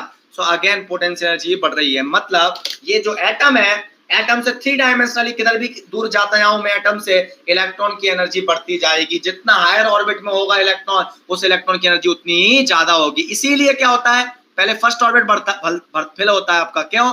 क्योंकि जो इलेक्ट्रॉन है उसकी एनर्जी कहाँ हो? फर्स्ट ऑर्बिट को फिल करेगा, जिसकी एनर्जी ज्यादा हो सेकंड ऑर्बिट को, थर्ड ऑर्बिट को, last S P D F, ऐसे चलता है भाई चाचा। ये सुन लो, कोई बात नहीं अभिनव। ओके चलो, नाउ ये बहुत सुंदर डिस्कशन था, ये बहुत सुंदर डिस्कशन था, ठीक है। ओके सर, ये एली मिसिंग, ये क्या? If we move away from the nucleus, total energy and potential energy of electron increases. Okay, ये ले, ओके ये ले, अभी आएगा, ये ले आएगा क्वेश्चन पे। ओके चल, मैं घबरा गया। अब बेटा एक चीज सोच, अब देख काम की बात। अब क्या होगा, हम पढ़ने वाले मटेरियल, या सुन लो, हम पढ़ने वाले हैं क्या? मटेरियल। और मटेरियल बना होता है बहुत सारे न्यूक्लियस के साथ, बहुत सारे एटम्स के साथ मिलकर बना होता है। अगर मैं उन एटम्स की बात करूं तो मेरा इलेक्ट्रॉनिक्स का रेफरेंस है कि न्यूक्लियस को मैं बॉटम ऑफ द पेज पर मानूंगा, बॉटम ऑफ द बोर्ड पर मानूंगा, क्योंकि मैं 2 डायमेंशनल डायग्राम बनाने वाला हूं। सारे डायग्राम जो हम बनाने वाले हैं 2D तो चलने वाला है, 3D तो है ही नहीं हमारे पास। और 2D जब चलने वाला है तो आप 2D में कोई रेफरेंस मानोगे तो कहीं ना कहीं तो मानोगे। तो हमने मान लो बॉटम पर मान लिया कोई रेफरेंस। तो अब बात करूं कि अगर मैं न्यूक्लियस को बॉटम पर मान लूं, समझना बात को, मेरा पहले समझा रहा हूं फिर लिखाऊंगा। न्यूक्लियस को अगर मैं बॉटम पर मान लूं, सारे के सारे न्यूक्लियस को बॉटम पर मान लूं, तो हमारे पास 2 डायमेंशनल में 2 डायरेक्शन बची, एक अपवर्ड और एक डाउनवर्ड। अपवर्ड और डाउनवर्ड 2 डायरेक्शन की बात कर रहा हूं मैं, केवल अपवर्ड और डाउनवर्ड। अगर मैं न्यूक्लियस से दूर जाता हूं तो इलेक्ट्रॉन की एनर्जी क्या होती जाती है? बढ़ती जाती है। मतलब मैं अपने पेज पर, अपने बोर्ड पर ऊपर की साइड मूव करता जाऊं तो इलेक्ट्रॉन की एनर्जी बढ़ रही है, ये समझ जाना। कहीं पर भी मैं बात करूं एनर्जी बैंड डायग्राम में और मैं बोलूं एक पॉइंट ये है और एक पॉइंट ये है, बताओ कहां पर इलेक्ट्रॉन की एनर्जी ज्यादा होगी? यहां पर इलेक्ट्रॉन की एनर्जी ज्यादा होगी कि यहां पर इलेक्ट्रॉन की एनर्जी ज्यादा होगी? बताओ। ओके, यस और नो, बताओ कहां पर ज्यादा होगी इलेक्ट्रॉन की एनर्जी? ऊपर ज्यादा होगी इलेक्ट्रॉन की एनर्जी। अरे ये नेगेटिव पॉजिटिव वाले जो बच्चे हैं ना, पागल हैं। अरे जब तुम टाइम नेगेटिव पढ़ लेते हो तब तो तुम कुछ कहते नहीं हो। जब तुम टाइम नेगेटिव पढ़ के आते हो, जो सबसे ज्यादा घटिया है कॉन्सेप्ट, टाइम नेगेटिव कैसे हो सकता है भाई साहब? वहां पे तो फैल जाना चाहिए तो तुरंत। कोई बोले टाइम नेगेटिव, पत्थर मारना चाहिए तुरंत। उसी टाइम पे इंजीनियरिंग छोड़नी चाहिए थी टाइम नेगेटिव पर। अरे नेगेटिव का मतलब मैथमेटिकल कैलकुलेशन कर रहे हैं, मैथमेटिकली हम किसी चीज को एक्सप्लेन करने के लिए नेगेटिव पॉइंट ले सकते हैं जिससे हमारी क्या हो जाए, समस्याएं दूर हो जाए। लेकिन टाइम नेगेटिव बोल दिया तो उस टाइम पे चांटा खाना चाहिए था हल्के, अपने आप चांटा मारते, नहीं मैं मारूंगा अपने आप को, टाइम नेगेटिव कैसे हो सकता है, इम्पॉसिबल, हो ही नहीं सकता time negative. Are you getting it? Yes और नो? काहे की टाइम शिफ्टिंग, काहे की टाइम शिफ्टिंग? लॉजिक है, छोटा बच्चा हो, कोई भी हो, बड़ा हो, आइंस्टीन भी हो, उससे बोलेंगे टाइम नेगेटिव है ही नहीं। वो तो मैथमेटिकल कैलकुलेशंस के लिए टाइम नेगेटिव ले रहा है ना, वो कैलकुलेशन के लिए तो है ना, शिफ्टिंग बोल दे, कुछ भी बोल दे। सिमिलरली हम कोई चीज नेगेटिव पॉजिटिव मतलब अब energy sir negative, okay, are you getting it? तो होल्स के लिए क्या होगा, बात ये है ना, हमें होल्स के लिए डिफाइन करना है, तो दोनों के लिए अलग अलग तो करना है, डिफरेंशिएट करना है पॉजिटिव चार्ज पार्टिकल नेगेटिव, इसलिए कर रहे हैं। ओके, सो नाउ ये 2 पॉइंट रखे हैं, तो कहां पर इलेक्ट्रॉन की एनर्जी ज्यादा होगी, ऊपर ज्यादा होगी, ठीक है, ओके। चलो बेटा अब बात करते हैं, ये तो इलेक्ट्रॉन के बारे में बात हुई, सर होल्स को अभी डिफाइन नहीं किया, समय आएगा, समय आने पर होल्स को भी डिफाइन किया जाएगा। Holes is a positive charge particle, तो लिखाना की जरूरत मेरे को अभी पड़ेगी क्योंकि मैं अभी इलेक्ट्रॉन की लिखाने वाला हूं, तो होल्स की भी लिखा दूं। अगर मैं होल्स के लिए कैलकुलेट करता तो यहां पर पोटेंशियल एनर्जी कैसे आती बेटा, यहां पर पोटेंशियल एनर्जी कैसे आती है, यहां पर प्लस ई का मल्टीप्लाई करना पड़ता मुझे, यस और नो? अगर होल्स की कैलकुलेट करता तो मैं प्लस ई रखता ना यहां पर, यस और नो? यहां पर क्या रखता मैं, प्लस ई, तो ये plus E square upon 4 pi epsilon naught आ रहा था। तो रेडियस ऑफ पोटेंशियल एनर्जी में रिलेशन कैसा आता बेटा, कैसा रिलेशन होता है रेडियस ऑफ पोटेंशियल एनर्जी, कैसी होती बेटा, कैसी होती है होल्स के लिए, इनवर्स, यस और नो? सिमिलरली टोटल एनर्जी निकालता तो वो कैसा आता, यहाँ पर प्लस साइन, तो प्लस के ई स्क्वायर अपॉन आर के फॉर्म में आता, मतलब आर के साथ इनवर्सली होता, मतलब क्या होता, न्यूक्लियस से जितना दूर जाऊंगा होल्स की पोटेंशियल एनर्जी क्या होने वाली है, कम होने वाली है, या मैं बोलूं न्यूक्लियस के जितना पास आऊंगा मैं, जितना पास आऊंगा होल्स की एनर्जी उतनी ही इंक्रीज होगी। Are you getting it? So meaning is that यहां पर मैं लिखा दूंगा, मैं तो यहां पर बताने वाला हूं मैं, meaning is that total energy of electron, the total energy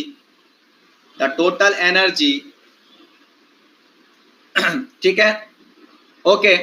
nucleus के बाहर नहीं होते एटम, किसने बोला होल्स नहीं होते न्यूक्लियस के बाहर, न्यूक्लियस के बाहर ही होते, न्यूक्लियस में तो केवल प्रोटॉन और न्यूट्रॉन ही होते हैं, ओके। होल्स न्यूक्लियस के बाहर ही पाए जाते हैं, ऑर्बिटल्स में ही। कोवलेंट बॉन्ड बताऊंगा मैं, तो कोवलेंट बॉन्ड क्या होता है आपका, वहां पर जहां पर इलेक्ट्रॉन पाया जाता है वहां पर, यस और नो? तो इलेक्ट्रॉन जहां चला जाता है वहां पर होल्स आता है, आर यू गेटिंग इट? वो भी एटम के अंदर ही, ओके, एटम से बाहर नहीं, okay. The total energy of electron and potential energy of, yes, holes is a vacancy of electron in the orbitals, okay, in the covalent bond, especially in the semiconductor, okay। मैं बताऊंगा okay, सब कुछ बताऊंगा, ऐसे धागे खोलूंगा ना तुम्हारे, बिल्कुल एकदम माथा ऐसा चमकेगा, बिल्कुल ऐसा तेज आएगा जैसा मेरे माथे पे तेज है ना, देख लिखा है ईडीसी की नहीं लिखा है, देख ज्ञान से ईडीसी लिख जाएगा, ओके। टीका वाला लड़का आया है भाई साहब, यस बताऊंगा मैं, सब बताऊंगा, टेंशन मत ले। टोटल एनर्जी, पेशेंस रखो यार, देखो जो ये बच्चा पढ़ रहा है ना, पहले तो आप है ना ऑनलाइन में एक एटीट्यूड बना लो, एक दिन में कुछ भी घोल के मैं दे नहीं दूंगा। दूसरा एटीट्यूड सिंपल सा, आप किसी भी टीचर से पढ़ के आए हो कोई दिक्कत नहीं है, अगर वो आप पहले ही पढ़ के आ चुके अच्छा है तो आप फिर मेरी क्लास में मत पढ़ो, और अगर मेरे से पढ़ रहे हो तो ठंड इतना पकड़ो, मैं ये बोल रहा हूं कि आपके 10 में 10 आएंगे भाई, कौन सा टीचर गारंटी लेता, ला स्टाम्प पे लिखवा दे, ला स्टाम्प पेपर लेकर आ, उस पर साइन करके दूंगा मैं, 10 में 10 आएंगे मेरे बच्चे के, ला साइन करके दे रहा हूं अभी, बोल, और ऑनलाइन प्लेटफॉर्म में बोल रहा हूं मैं। इसके बाद तो जो टीचर भी है ना उसको ही मेरे को प्रणाम करना चाहिए कि यस सर हम आपको प्रणाम करते हैं, आप इतनी बड़ी बात बोल पा रहे हो, मैं तो जिंदगी में नहीं बोल पाया, आज तक 20 साल से पढ़ा रहा हूं, ऐसा नो, समझ में आया बात? तो भैया मैं जब बोल रहा हूं ठंड पकड़, okay okay. The total energy of electron and potential energy of electron, और ये जो मैं बता रहा हूं, ये लिखा रहा हूं, ये किसी ने भी कहीं पर लिखा हो कभी भी जिंदगी में, किसी बुक में भी लिखा हो तो मेरे पास लेकर आया ना, मैं उस टाइम मान जाऊंगा, बुक से भी बहुत ज्यादा अलग बताने वाला हूं मैं, दैट इज माई सब्जेक्ट। और मैं इतना फियर कर रहा था ना ऑनलाइन आने में कि मेरा डेटा चोरी हो जाएगा, मैं यूट्यूब पर भी इवन पढ़ा रहा हूं मैं, मेरे को कितना डर है बेटा पता है तुझे, क्योंकि मैंने इतनी खोज की है ना, खुद से की है ये मैंने, और खुद से कॉन्सेप्ट डेवलप किए मैंने कई चीजें समझाने के लिए, और पूरा अंदर घुस के, और बुक्स में नहीं है। और आप देखना बिल्कुल कहीं पे मिल जाए मैं इनाम दूंगा, 50,000 की इनाम अनाउंस करूंगा ईडीसी में मैं, तीन चार जगह नाम अनाउंस करूंगा मैं, 50-50 हजार की, 1-1 लाख की। जिसको जीतना है वो जीत ले। गूगल की हेल्प ले सकते हो, किसी टीचर की हेल्प ले सकते हो, IIT के प्रोफेसर की हेल्प ले सकते हो। ऐसे इनाम अनाउंस करूंगा 2-3 जगह में, और लेकर आना कौन जीतता है। Okay, the total energy of electron and potential energy of electron increases in upward direction, upward direction. अब बेटा यहां से देख, अपवर्ड डायरेक्शन ये लिख दिया, तो बेटा ये पहली बात सुन, ये स्टेटमेंट हो गया गलत। ये स्टेटमेंट क्या हो गया? गलत हो गया, क्योंकि अधूरा लिखा हुआ है। क्यों? क्योंकि न्यूक्लियस तो देखा 3 डायमेंशनल है। यस और नो? यस और नो? ओके, चलो अब देखिए, न्यूक्लियस है, न्यूक्लियस से 3 डायमेंशनल में जाऊंगा तो रेडियस बढ़ेगी आपकी और एनर्जी बढ़ेगी। तो आप तो भाई न्यूक्लियस से डाउन भी जाओगे तब भी बढ़ेगी, न्यूक्लियस से लेफ्ट भी जाओगे तब भी बढ़ेगी, राइट भी जाओगे तब भी बढ़ेगी, ऊपर जाओगे तब भी बढ़ेगी। न्यूक्लियस से दूर जाने पर एनर्जी बढ़ती है। That is perfectly correct statement. But sir इस स्टेटमेंट में क्या गलती है? इस स्टेटमेंट में गलती ये है कि मुझे ये ऐड करना पड़ेगा कि आपने न्यूक्लियस को कहां मान लिया है और कहां से रेफरेंस देखकर आप देख रहे हो। मतलब मैंने न्यूक्लियस को बॉटम ऑफ पेज पर मान लिया और फिर मैं ऊपर जा रहा हूं। केवल मेरे पास ऊपर जाने की जगह है, नीचे जाने की जगह है ही नहीं। नीचे तो खाई है केवल और केवल, तब मैं बात कर रहा हूं। Are you getting it? So the total energy of electron and potential energy of electron increases in upper direction, where as क्या होगा? Total energy of holes, total energy of holes and potential energy of holes increases in downward direction, increases in downward direction because क्या बोलूंगा? because we have assumed nucleus at the bottom of the page, at the bottom of the page. Page क्यों लगा रहा हूं? मैं बोलता board हूं, पढ़ाता बोर्ड पर हूं, बच्चा लिखता है कॉपी पर। Bottom of the page. Okay, मतलब क्या हुआ? मतलब ये हुआ कि अगर मैं न्यूक्लियस से यहां जाऊं तो क्या बोलूंगा? मान लो मैं ये पॉइंट है और एक पॉइंट मेरा ये है न्यूक्लियस से। अगर मैं इस पॉइंट की बात करूं और इस पॉइंट की बात करूं, पॉइंट 1 है ये और ये पॉइंट 2 है। ऐसा नो?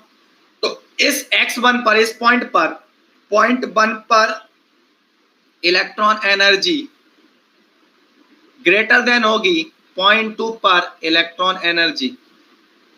ओके, पॉइंट 2 पर जो इलेक्ट्रॉन है उसकी एनर्जी के कंपेरिजन में फर्स्ट पर जो इलेक्ट्रॉन होगा, यस और नो, उसकी एनर्जी ज्यादा होगी। या होल्स की बात करूं तो होल्स की एनर्जी कहां ज्यादा होगी? जितना न्यूक्लियस के पास होंगे, रेडियस जितनी कम होगी, एनर्जी उतनी होल्स की ज्यादा होगी। क्योंकि होल्स के केस में रेडियस और एनर्जी इनवर्स प्रोपोर्शनल आने वाले हैं आपके, क्योंकि प्लस e²/4πε0 आने वाला है। तो क्या बोलूंगा मैं? सेकंड पर होल्स की एनर्जी, सेकंड पर होल्स की एनर्जी की बात करूं, yes Jeevan Singh, yes, holes energy is greater than first पर होल्स की एनर्जी। अरे वो कुछ नहीं है, यूट्यूब की क्लास लेते हैं ना, उसमें हमें स्क्रीन जैसा बिल्कुल मैच करना होता है। बता देता हूं, इसको बोलते हैं, जैसे कि आप न्यूज वगैरह देखते हो, न्यूज वगैरह में क्या होता है कि न्यूज वगैरह में आपका जो दिखता है ना कि पीछे वालों कोई बैकग्राउंड है, उनका परफेक्ट क्यों चलता है, इसको बोलते हैं क्रोमा की। वो हम लोग करते हैं, उसका है ओके, क्रोमा की इफेक्ट। ओहो, ब्रजेश कुमार को सब पता है। ओके, चलो, तो जितना डाउनवर्ड होगा वहां पर होल्स की एनर्जी ज्यादा होगी, जितना अपवर्ड होगा इलेक्ट्रॉन की एनर्जी ज्यादा होगी। अब देख बेटा जादू, देख बेटा जादू, यस, अब देख बेटा जादू। ऐसे एनर्जी बैंड डायग्राम आएंगे, किसी ने पहले पढ़ा हो मान लो जिंदगी में एनर्जी बैंड डायग्राम, डायोड पढ़े हो जिंदगी में मान लो किसी ने, मेरा स्टूडेंट नहीं कोई और, तो ऐसे बन गए एनर्जी बैंड डायग्राम। सबको पता है, ये सबको बनाना आता है, लेकिन यहाँ फैल जाएगा अगर मैंने उससे पूछ लिया ना कि बता यहाँ पर इलेक्ट्रॉन की एनर्जी ज्यादा होगी कि यहाँ पर ज्यादा होगी, बता इलेक्ट्रॉन की एनर्जी कहाँ ज्यादा होगी, बता इलेक्ट्रॉन की एनर्जी कहाँ ज्यादा होगी, कहाँ ज्यादा होगी बेटा बता, इलेक्ट्रॉन की पोटेंशियल एनर्जी कहाँ ज्यादा होगी। ये आएगा तब उल्टियां करेगा बच्चा कि बेटा कहाँ एनर्जी ज्यादा है इलेक्ट्रॉन की। अरे नीचे कहां से आ गए शिवम शर्मा, यहाँ पर इलेक्ट्रॉन जो है और यहाँ पर इलेक्ट्रॉन जो है, एनर्जी कहाँ ज्यादा है बेटा, यहाँ पर, और एनर्जी कहाँ है कम, यहाँ पर। और कोई भी पार्टिकल हाई एनर्जी से लो एनर्जी पर मूव करने लगता है। इसलिए इलेक्ट्रॉन कैसे मूव करेगा कंडक्शन बैंड में, यहां से यहां, क्योंकि यहां पर उसकी क्या होगी, हाई एनर्जी, और यहां पर क्या होगी उसकी, लो एनर्जी। यस और नो चाचा, ऊपर से नीचे की तरफ कंडक्शन बैंड में इलेक्ट्रॉन मूव करेगा। होल्स की बता बाबा, होल्स के बारे में बात करूं, होल्स पाए जाएंगे बैलेंस बैंड में। ओके चाचा, राजा बना के भेजूंगा सबको मैं। ओके, अब होल्स कैसा मूव करेगा, कहीं पर भी लिखा हो, कहीं पर भी किसी ने बताया हो तो मेरे पास लेकर आना। ओके, होल्स की एनर्जी कहां ज्यादा होगी, नीचे, जो सबसे ज्यादा नीचे होगा, और यहां पर क्या होगी, कम। तो होल्स कहां से कहां मूव कर जाएगा, हाई एनर्जी से लो एनर्जी। ये हाई एनर्जी का रीजन, यस और नो, हाई एनर्जी, और ये क्या है बेटा, low energy. Okay, high energy, ठीक है। ओके, और ये लो एनर्जी ऑफ होल्स। तो होल्स की हाई एनर्जी यहां है, लो एनर्जी यहां है, तो होल्स ऐसे मूव करेगा, मतलब होल्स बैलेंस बैंड की अप हिल की डायरेक्शन में मूव करता है, और इलेक्ट्रॉन कंडक्शन बैंड की डाउन हिल की डायरेक्शन में मूव करता है इजीली। ठीक है, what is EC and EV बाद में डिस्कस करेंगे बेटा, यहां पर लिख देता हूं, बाद में डिस्कस करेंगे। ये तो जस्ट बाद में हम रिकॉल करने काम आएगा, बाद में डिस्कस करेंगे इसे बेटा, करेंगे, बाद में हेल्प करेगा। ये ट्रेलर है, ट्रेलर है, ये ट्रेलर चल रहा है, ये ट्रेलर है।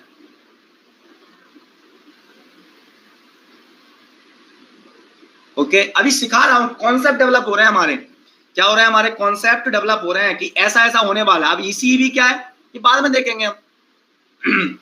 ओके, चल इसको डिब्बे में बंद कर देता हूं। जब भी मैं डिब्बे में बंद कर दूं समझ जाना क्या है, डिब्बे में बंद कर दूं समझ जाना इधर उधर की बात की है पहले। ओके, डिब्बे में बंद मतलब इधर उधर की बात। ओके, चलो बेटा यहां तक आ गए।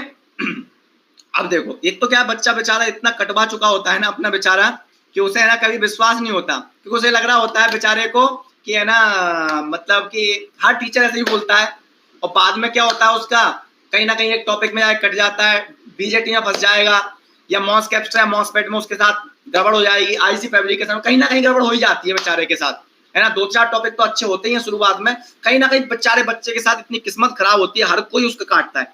अब उसको इतना डर गया ना बच्चा, वो विश्वास करना नहीं चाहता किसी पर भी, उसको विश्वास करने में ऐसा लगता है कि अरे यार आज फिर होने वाला है, ये भी वही है, ये सामने वाला भी वही है, आज भी वही होने वाला है। ओके, चलो चलो बेटा आगे चले, यहां तक हम आ गए।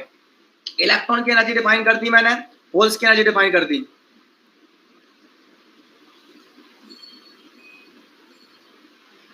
पोटेंशियल एनर्जी पॉइंट अपील नहीं, ऐसी कोई गलत सलत उल्टी सीधी बातें की, आधी अधूरी बातें की, अपन पूरी बात करेंगे। ठीक है, चलो अब बेटा क्या होगा, हम यहां तक आ गए, है ना, इलेक्ट्रॉन की एनर्जी डिफाइन कर रहे थे, यहां तक हम पहुंच गए। अब बात करता हूं मैं, अब फिर से लौटता हूं मैं, इसको देता हूं इक्वेशन नंबर 3, इसको दे दिया मैंने equation number 3। Okay, equation number 3 दे दिया मैंने, यहां पर कॉन्सेप्ट समझा मैंने।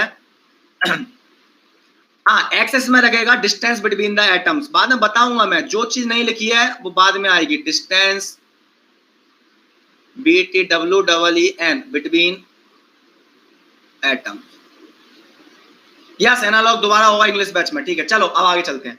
टोटल एनर्जी कैलकुलेट की मैंने, E²/8πε0r। अब बेटा ध्यान से सुनो बिल्कुल एकदम, कहां से शुरुआत की हमने जिंदगी की, what is the definition of electronics, why electron does not fall in the nucleus. आपने आंसर क्या दिया, sir centrifugal force centripetal force के बराबर होता है, इसलिए इलेक्ट्रॉन न्यूक्लियस में नहीं गिरेगा। मैंने की बहुत बढ़िया, बहुत अच्छी बात है। अब देख बेटा, अब तेरा जिंदगी करूंगा मैं बर्बाद, है ना, अब तुमको करूंगा परेशान और ले जाऊंगा डाउट के अंदर, अब घुसाऊंगा तुम्हें डाउट के अंदर। देख बेटा, अभी यहां पर आर क्या थी आपकी, आर क्या है यहाँ पर, ET equal to minus E²/8πε0 R आया है, इसको मैं यहाँ पर लिखता हूं, देख ET इक्वल टू ये आया तेरा माइनस E²/8πε0 आर, यही आया था जाउल्स, इसको इक्वेशन नंबर 3 बोल रहा हूं मैं। ओके, ये आया है मेरा। अब बेटा समझने वाली बात ये है कि अगर मैं क्लासिकल इलेक्ट्रोमैग्नेटिज्म में जाऊं तो सर हम तो ये भी पढ़ के आते हैं कि अगर कोई मूविंग चार्ज है तो वो एनर्जी रेडिएट करता है, अगर कोई चार्ज मूव कर रहा है तो मैग्नेटिक फील्ड देता है भैया, यस और नो। मूविंग चार्ज के अराउंड कोई ना कोई तो फील्ड होगी, कोई ना कोई तो एनर्जी होगी। और अब इलेक्ट्रॉन भैया मूव कर रहा है अराउंड द न्यूक्लियस, तो फिर इलेक्ट्रॉन भी एनर्जी रेडिएट करेगा भाई साहब। Any moving charge must radiate the energy, this is the law of classical electromagnetism. कोई भी चार्ज मूव कर रहा है तो एनर्जी रेडिएट करेगा। Since electron is also moving around the nucleus, electron has to या electron should radiate the energy. और अगर इलेक्ट्रॉन एनर्जी रेडिएट करेगा तो इलेक्ट्रॉन की एनर्जी टाइम के साथ क्या होती जाएगी बेटा, कम होती जाएगी। और एनर्जी कम होगी, एनर्जी और रेडियस में क्या रिलेशन है एनर्जी और रेडियस में इलेक्ट्रॉन की एनर्जी कम तो रेडियस भी कम होगी। और ना इनवर्स नहीं, डायरेक्ट। ए शिवम शर्मा गंदा बच्चा, डायरेक्ट नेगेटिव साइन है ना बेटा, डायरेक्ट। तो डायरेक्ट की वजह से क्या होगा, रेडियस भी डिक्रीज होगी। रेडियस डिक्रीज होगी इसका मतलब क्या, मान लो सपोज इलेक्ट्रॉन मूव कर रहा है एक बड़ी रेडियस में, यहां समझाने के लिए मिटा दूंगा, फिर मूव कर रहा है मूव कर रहा है मूव कर रहा है मूव कर रहा है मूव कर रहा है, उसकी फिर रेडियस कम होनी चाहिए क्योंकि एनर्जी कम हो रही है। मूव कर रहा है मूव कर रहा है, एनर्जी रेडिएट कर रहा है, एनर्जी कम हो रही है, रेडियस कम हो रही है, स्पाइरल बनता हुआ है। इलेक्ट्रॉन गिर गया न्यूक्लियस में, इलेक्ट्रॉन गिर गया न्यूक्लियस में, इलेक्ट्रॉन न्यूक्लियस में गिर गया तो एटम खत्म, एटम खत्म तो नेटवर्क एनालिसिस खत्म, नेटवर्क एनालिसिस खत्म तो ईडीसी भी खत्म, एनालॉग भी खत्म, मिशन कंप्लीट, गेट की कोई जरूरत नहीं है, जिंदगी बहुत आसान हो गई यहीं पर। एटम खत्म भाई, सब कुछ खत्म, syllabus finish, no need to study power, electronics, power system, everything is finish, communication is finish, क्योंकि एटम ही नहीं है, एटम नहीं है तो मटेरियल नहीं है, मटेरियल नहीं है तो फिर कोई चीज ही नहीं बन पाएगी। गेट भी खत्म, करप्शन भी खत्म, रट्टा ही खत्म। लेकिन ऐसा होता नहीं होगा क्योंकि एटम का एग्जिस्टेंस है, या सुनो एटम का एग्जिस्टेंस है, और एटम का अगर एग्जिस्टेंस है तो फिर क्या करना पड़ेगा, कुछ ना कुछ तो गड़बड़ है दया, कुछ ना कुछ तो गड़बड़ है दया। तो मैं लिखाता हूं, पहले ये डाउट को लिखाता हूं, उसके बाद चलता हूं इसका आंसर क्या है। तो लिख रहा हूं मैं, according to classical electromagnetism, according to classical theory of electromagnetism, classical electromagnetism, yes or no, any moving charge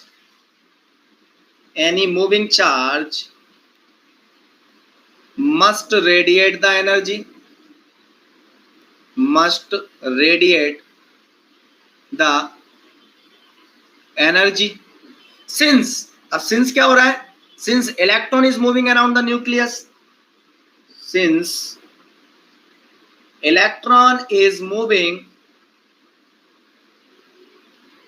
around the nucleus, around the nucleus, nucleus बोलता हूं मैं इसे, स्पेलिंग अच्छी हो जाती है न्यूक्लियस, हेंस, हेंस एक्सपेक्टेशन क्या है, hence it should radiate the energy, it should radiate the energy, it should radiate the energy। अगर इलेक्ट्रॉन एनर्जी रेडिएट करेगा, इलेक्ट्रॉन एनर्जी रेडिएट करेगा तो क्या होगा, हेंस, हेंस क्या होगा, इलेक्ट्रॉन एनर्जी क्या होगी आपकी, hence electron energy and therefore radius, therefore radius decreases gradually, है ना। तो इलेक्ट्रॉन की रेडियस डिक्रीज होगी, एनर्जी डिक्रीज हो रही है ग्रेजुअली, एंड फाइनली क्या हो जाएगा, and eventually, eventually electron will fall in the nucleus. ओहो गिर गया न्यूक्लियस में, गिर गया तो जिंदगी आसान, काम खत्म। बट ऐसा नहीं होता, क्यों, क्योंकि हम यहाँ पर क्या एक्सपेक्ट कर रहे हैं, क्या सोच रहे हैं हमें ये सोच रहे हैं कि ये रेडियस है, यहाँ पर रेडियस आर क्या है, कंटिन्यूअस, आर क्या है यहाँ पर, कंटिन्यूअस। मान लो मैंने आपसे बोला आर की वैल्यू क्या है एटम के अंदर, आप बोल दोगे 1.1, दूसरा बोल देगा 1.12, आर की वैल्यू क्या है, बोलेगा 1.123, वो बोलेगा चौथा आदमी 1.1234। आर की वैल्यू कंटिन्यूअस है तो एनर्जी की वैल्यूज भी क्या आ जाएंगी, मतलब आप ये देख रहे हो कि मान लो ये एक रेडियस है, ऐसे एनर्जी है, अगेन ऐसे एनर्जी है, तो उतनी जिंदगी है आर के हिसाब से, क्योंकि एनर्जी और रेडियस दिख रहे हैं, वो आर के यहाँ पर एक कंटिन्यूस नंबर दिख रहा है। और इलेक्ट्रॉन मूव करेगा धीरे धीरे, यहाँ आएगा, यहाँ आएगा, यहाँ आएगा, अरे यार न्यूक्लियस में गिर गया इलेक्ट्रॉन। अभी गेटिंग ये फीलिंग्स आ रही थी, लेकिन इनफैक्ट ऐसा नहीं होता है। एक्चुअल में एटम ऐसा मिलने वाला है, इसके बाद एक एनर्जी लेवल जहां इलेक्ट्रॉन मूव करेगा, इसके बाद यहां मूव नहीं करेगा, ये कोई एनर्जी इलेक्ट्रॉन ऑक्यूपाई नहीं करने वाला, उसके बाद इलेक्ट्रॉन यहां पाए, ओहो यहां पर भी कोई एनर्जीज नहीं होंगे, उसके बाद यहां इलेक्ट्रॉन पाया जा रहा होगा, मतलब electron discrete sets of energies में यहां पाया जाने वाला है। यहां इलेक्ट्रॉन मूव करेगा आपका, यस और नो। अगर वो यहां मूव करेगा तो यहां से डायरेक्ट वो कहां जा सकता है, डायरेक्ट यहां से यहां जा सकता है, बीच में कोई एनर्जीज नहीं है उसके बीच में।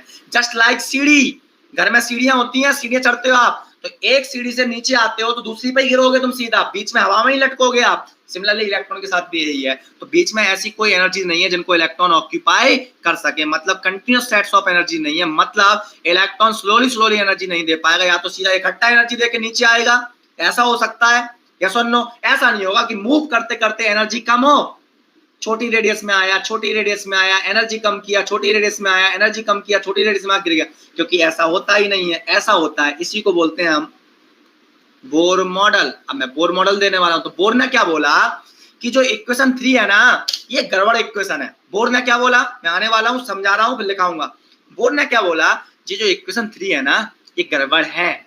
क्या गड़बड़ है इसमें? इसमें गड़बड़ ये है कि जो रेडियस आ रही है ना आर, वो कंटिन्यूअस है, जिसकी वजह से एनर्जी भी आपको क्या दिख रही है, कंटिन्यूअस दिख रही है आपकी। लेकिन ऐसा नहीं होता भैया, बोर ने बोला रेडियस जो है ना आपकी, वो डिस्क्रीट फॉर्म में होगी आपकी, ओके, जिसकी वजह से एनर्जी भी क्या आने वाली है, डिस्क्रीट सेट्स ऑफ एनर्जीज आने वाली है। Meaning is that electron does not possess all the energies as given by equation 3। Equation 3 से कैलकुलेट करने पर जो सारी एनर्जीज आएंगी ना, उन सारी एनर्जीज को इलेक्ट्रॉन ऑक्यूपाई नहीं करता, rather electron some sets of energies को ऑक्यूपाई करने वाला है। सेट्स ऑफ एनर्जीज को जो हम 12th में पढ़ते थे, फिक्स्ड ऑर्बिटल्स में ही इलेक्ट्रॉन मूव करेगा।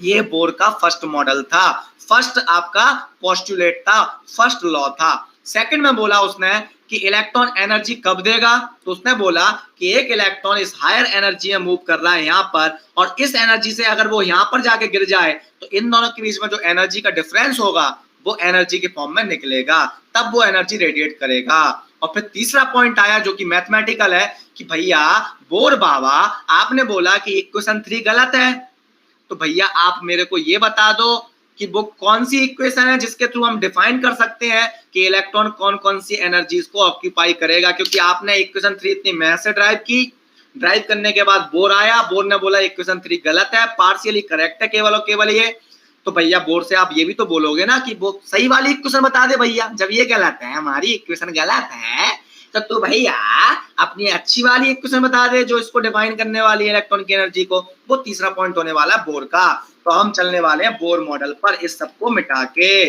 यस और नो, अब चलने वाले हैं बोर मॉडल पर, ओके। हाँ, अगर ये गलत है तो सही बोल, बोर मॉडल, ओके। ये ले आ गया बोर मॉडल जिंदगी में तेरे। बोर ने क्या बोला, बोर मॉडल में बोला यस और नो, ओके। पहला पॉइंट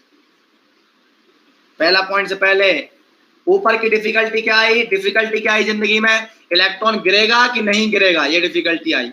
सेंट्रीफ्यूगल और सेंट्रीपेटल को बैलेंस करके बोल दिया नहीं गिरेगा। क्लासिकल इलेक्ट्रोमैग्नेटिज्म ने बोला कि गिरेगा, तो बोर ने बताया नहीं गिरेगा। बोर ने बोला अबव डिफिकल्टी, जो अबव डिफिकल्टी आ रही थी, अबव लिख रहा हूं, इसका मतलब प्रीवियस पेज देख लेना है ना।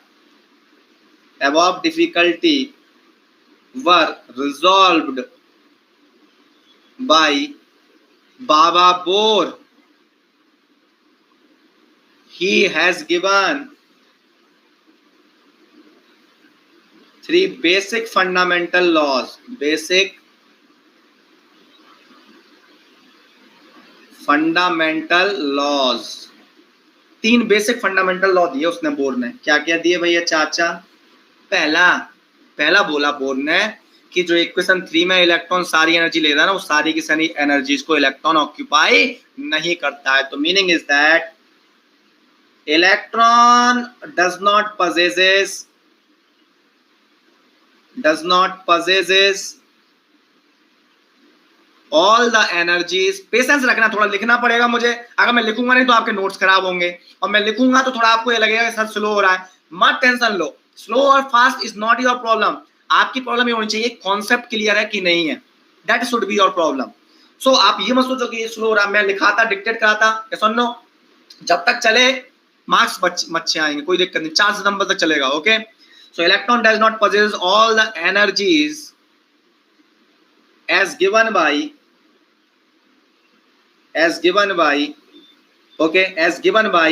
equation 3, rather it possesses certain sets of energies, Dushyant, sets of energies। In energies को हम क्या बोलते हैं, जो सेट्स ऑफ एनर्जीज है ना, सेट्स ऑफ एनर्जीज मतलब first orbit, second orbit, third orbit, इन्हीं को बोलते हैं एनर्जी लेवल या एनर्जी स्टेट्स, या बोल दूं मैं एनर्जी लेवल्स, या मैं इन्हीं को बोल दूं quantum states. Okay, slightly difference होता है, कोई दिक्कत नहीं है। ओके, लगभग सेम।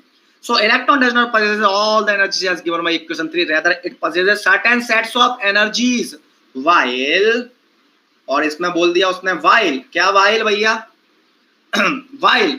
अब इन सेट्स ऑफ एनर्जीज में इलेक्ट्रॉन मूव कर रहा है ऐसे इस रेडियस में, तो बोल रहा है while moving in these energies,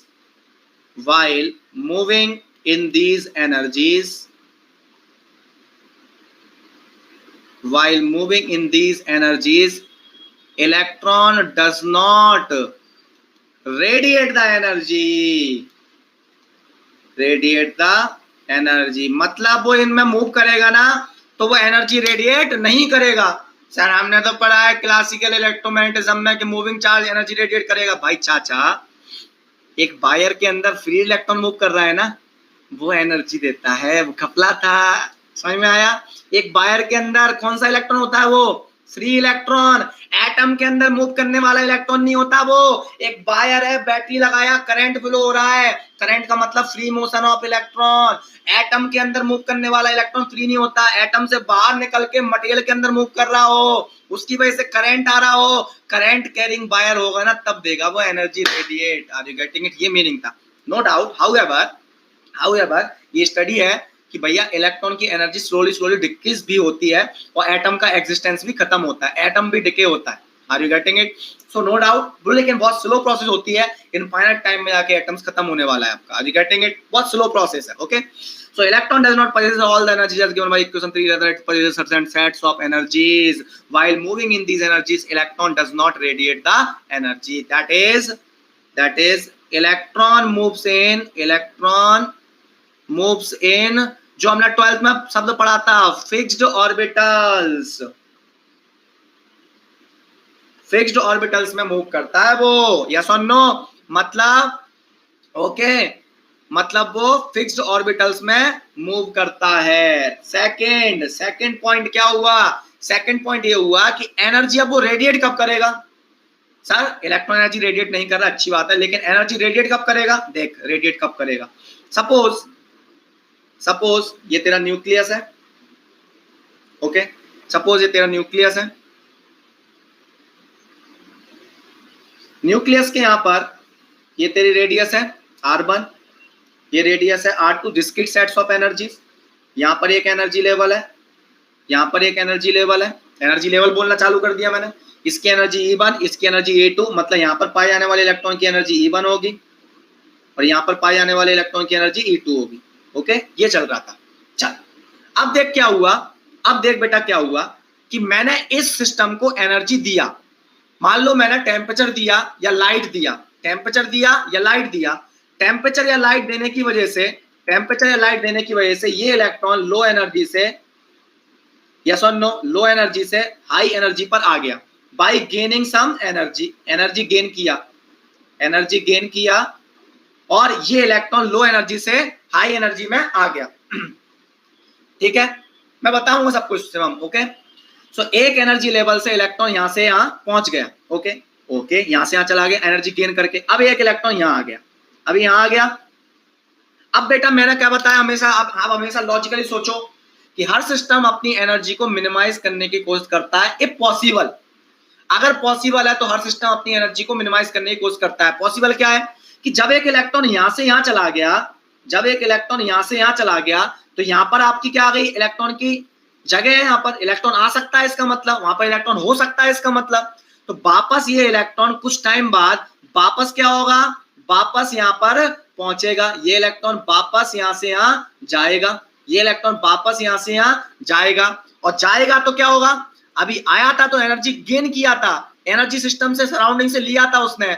अब क्या करेगा, जब वो यहां से यहां जाएगा, हाई एनर्जी से लो एनर्जी पर वापस जाएगा, तो हाई एनर्जी से लो एनर्जी पर गया तो एनर्जी क्या होगी, बाहर निकलेगी, और वो एनर्जी क्या होने वाली है, रेडिएट, क्योंकि हाई एनर्जी से लो एनर्जी पर जा रहा है। सो if we give some energy to an atom, electron will climb from low energy to high energy, लेकिन after some time because system wants to reduce its energy, ये अपनी energy को reduce करना चाहता है, इसलिए हाई एनर्जी से electron low energy पर गिरेगा, और जब वो रेडिएट होगा तो इस रेडिएशन की हम क्या निकाल सकते हैं, वेवलेंथ निकाल सकते हैं, एनर्जी निकाल सकते हैं, फ्रीक्वेंसी निकाल सकते हैं, हम सब कैलकुलेट कर सकते हैं। यस और नो? ओके, चलो बेटा। Okay, so now energy, frequency and wavelength we can calculate. Now how you will calculate the energy? Energy कैसे calculate करोगे? देख, energy equal to क्या आएगा यहाँ पर, जो energy radiate हो रही है, energy जो radiate हो रही है वो कितनी होगी, E2 minus E1, इन दोनों का डिफरेंस, E2 से E1 में आ रहा है, E2 minus E1, या इसको मैं डेल्टा E बोल दूं, E2 minus E1। ओके, अब मेरे को पता है E equal to क्या पढ़ा है मैंने, HC अपॉन लैम्डा, तो लैम्डा निकाल सकता हूं मैं यहां से HC अपॉन E से। यस, हमेशा होता रहता बेटा, हर सिस्टम अपनी एनर्जी को मिनिमाइज करना चाहता है, हाई से लो में जरूर जाएगा वो। अगर लो में पोजीशन अवेलेबल है, स्टेट अवेलेबल है जो कि वैकेंट है, जहां पर इलेक्ट्रॉन के आने की प्रोबेबिलिटी है, इलेक्ट्रॉन आ सकता है, वहां पे इलेक्ट्रॉन वापस आएगा लौट के लो एनर्जी पर। Okay, so lambda equal to HC upon E। E की जगह यहां पर क्या आएगा, E की जगह क्या आएगा, delta E, that is E2 minus E1। Okay, अब मैं यहां पर यूनिट देखता हूं कि lambda equal to HC upon E आया। अगर मैं यहां पर, ये तो फॉर्मूला हो गया, H की वैल्यू रख, E की वैल्यू रख। अब E आपका जूल में रख सकते हो, आप इलेक्ट्रॉन वोल्ट में रख सकते हो। अब देख मैं क्या बोलने वाला हूं, मेरे पास इलेक्ट्रॉन वोल्ट की अभी डेफिनेशन नहीं है, डिफाइन करूंगा बाद में, इलेक्ट्रॉन वोल्ट क्या होता है अभी लिख दूंगा मैं। अगर मैं यहां पर लैम्डा निकालूं इन एंगस्ट्रॉम, H की वैल्यू रखूं मैं, H की वैल्यू रखूं, C की वैल्यू रखूं, मैं लिखाऊंगा अभी H की वैल्यू क्या, C की वैल्यू, तो ये आएगा lambda in angstrom equal to, calculate करूं, यूनिट होगी लैम्डा की एंगस्ट्रॉम में, एंगस्ट्रॉम क्या होती है 10⁻⁻10 मीटर। ओके, HC की H equal to Planck constant, C is the speed of light, प्रकाश का वेग, अपॉन डेल्टा E, और डेल्टा E को रखूं मैं, एनर्जी की यूनिट है इलेक्ट्रॉन वोल्ट। ओके, सो अगर मैं ऐसा कर दूं बेटा चाचा, तो हम क्या कर सकते हैं, वेवलेंथ कैलकुलेट कर सकते हैं। अब मैं बात करने वाला हूं कि यहाँ पर H क्या है, H है यहाँ पर प्लैंक्स कांस्टेंट, H क्या है यहाँ पर, प्लैंक्स कांस्टेंट, जिसकी वैल्यू होगी 6.626 into 10⁻⁻34 joule into second, joules into second. ठीक है,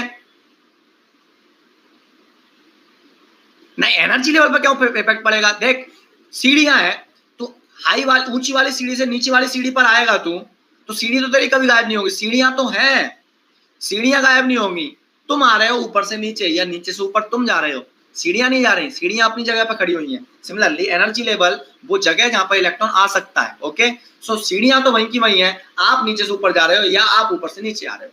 सो प्लैंक कांस्टेंट C क्या है यहाँ पर हमारा, स्पीड ऑफ लाइट, प्रकाश का वेग,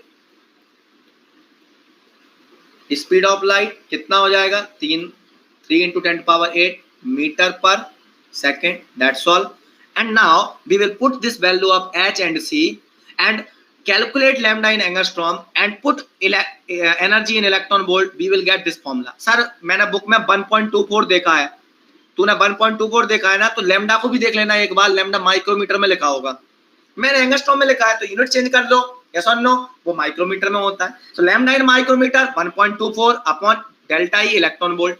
अब इलेक्ट्रॉन वोल्ट क्या है, मैं यहाँ पर इलेक्ट्रॉन वोल्ट लिख रहा हूँ, बाद में मैं डेफिनेशन भी पढ़ाऊंगा। 1 इलेक्ट्रॉन वोल्ट इक्वल होगा 1.6 इंटू 10⁻⁻19 जाउल्स। ओके, 9:30 तक नहीं है, 7:30 तक है, फिर 8 से 9:30 आएगी। ओके, लूलू आ गया ये। Okay, 1 electron volt equal to 1.6 into 10⁻⁻19 joules. Okay okay, चलो यहां तक आ गए हम। ओके ओके, चलो यहां तक आ गए। अब बेटा थोड़ा देख लो, भले टाइम हो गया तो क्या। अब थर्ड पॉइंट, ये एनर्जी कब रेडिएट करेगा। अब बेटा इस प्रिंसिपल का यूज देखो, ठीक है, इस प्रिंसिपल का यूज देखो बेटा, यस और नो, प्रिंसिपल का यूज देखो। देखो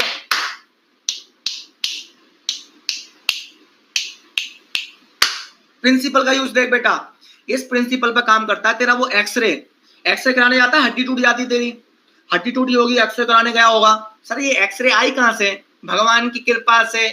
अरे भगवान की कृपा से नहीं आता भाई, है ना। देख कॉपर है, अब ये जो एनर्जी का डिफरेंस है ना E2 और E1, ये अलग अलग एटम के लिए अलग अलग रहेगा, अलग अलग एटम के लिए। अगर मैं कॉपर के लिए बात करूं तो कॉपर के एटम्स के ऊपर अगर मैं इलेक्ट्रॉन की बम्बार्डमेंट करूं तो इलेक्ट्रॉन जो होंगे कॉपर के एटम के, वो लो एनर्जी से हाई एनर्जी पर जाएंगे। अब लो से हाई पर चले गए, कुछ टाइम बाद जब वो हाई से लो पर आएंगे ना, तो वो जो एनर्जी रेडिएट करेंगे ना हाई एनर्जी से लो पर आने पर, वो आपकी एक्सरे के करस्पॉन्ड होगी, उसकी वेवलेंथ एक्सरे के बराबर होगी, उसकी एनर्जी एक्सरे की एनर्जी के बराबर होगी। This is the method how we generate the X-ray. Okay, so पहले हम इलेक्ट्रॉन को एक्साइट करते हैं किसी भी एक रैंडम एनर्जी से, हम ज्यादा से ज्यादा जितनी एनर्जी हो वो दे दो, तो इलेक्ट्रॉन लो एनर्जी से हाई एनर्जी में चला जाएगा एनर्जी गेन करके। और फिर उसके बाद जब वो हाई एनर्जी से लो एनर्जी पर आएगा तो फिर जो एनर्जी निकलेगी ना वो एक्सरे एनर्जी होगी। और वो जो एक्सरे, कॉपर के केस में लिखा है मैंने, कॉपर के अल्फा। ओके, सो उसमें भी होते हैं सेल, होते हैं आपके LMN, ओके, KLM सेल होते हैं आपके। तो हायर सेल से लोअर पर आएगा तो एक्सरे निकलेगी।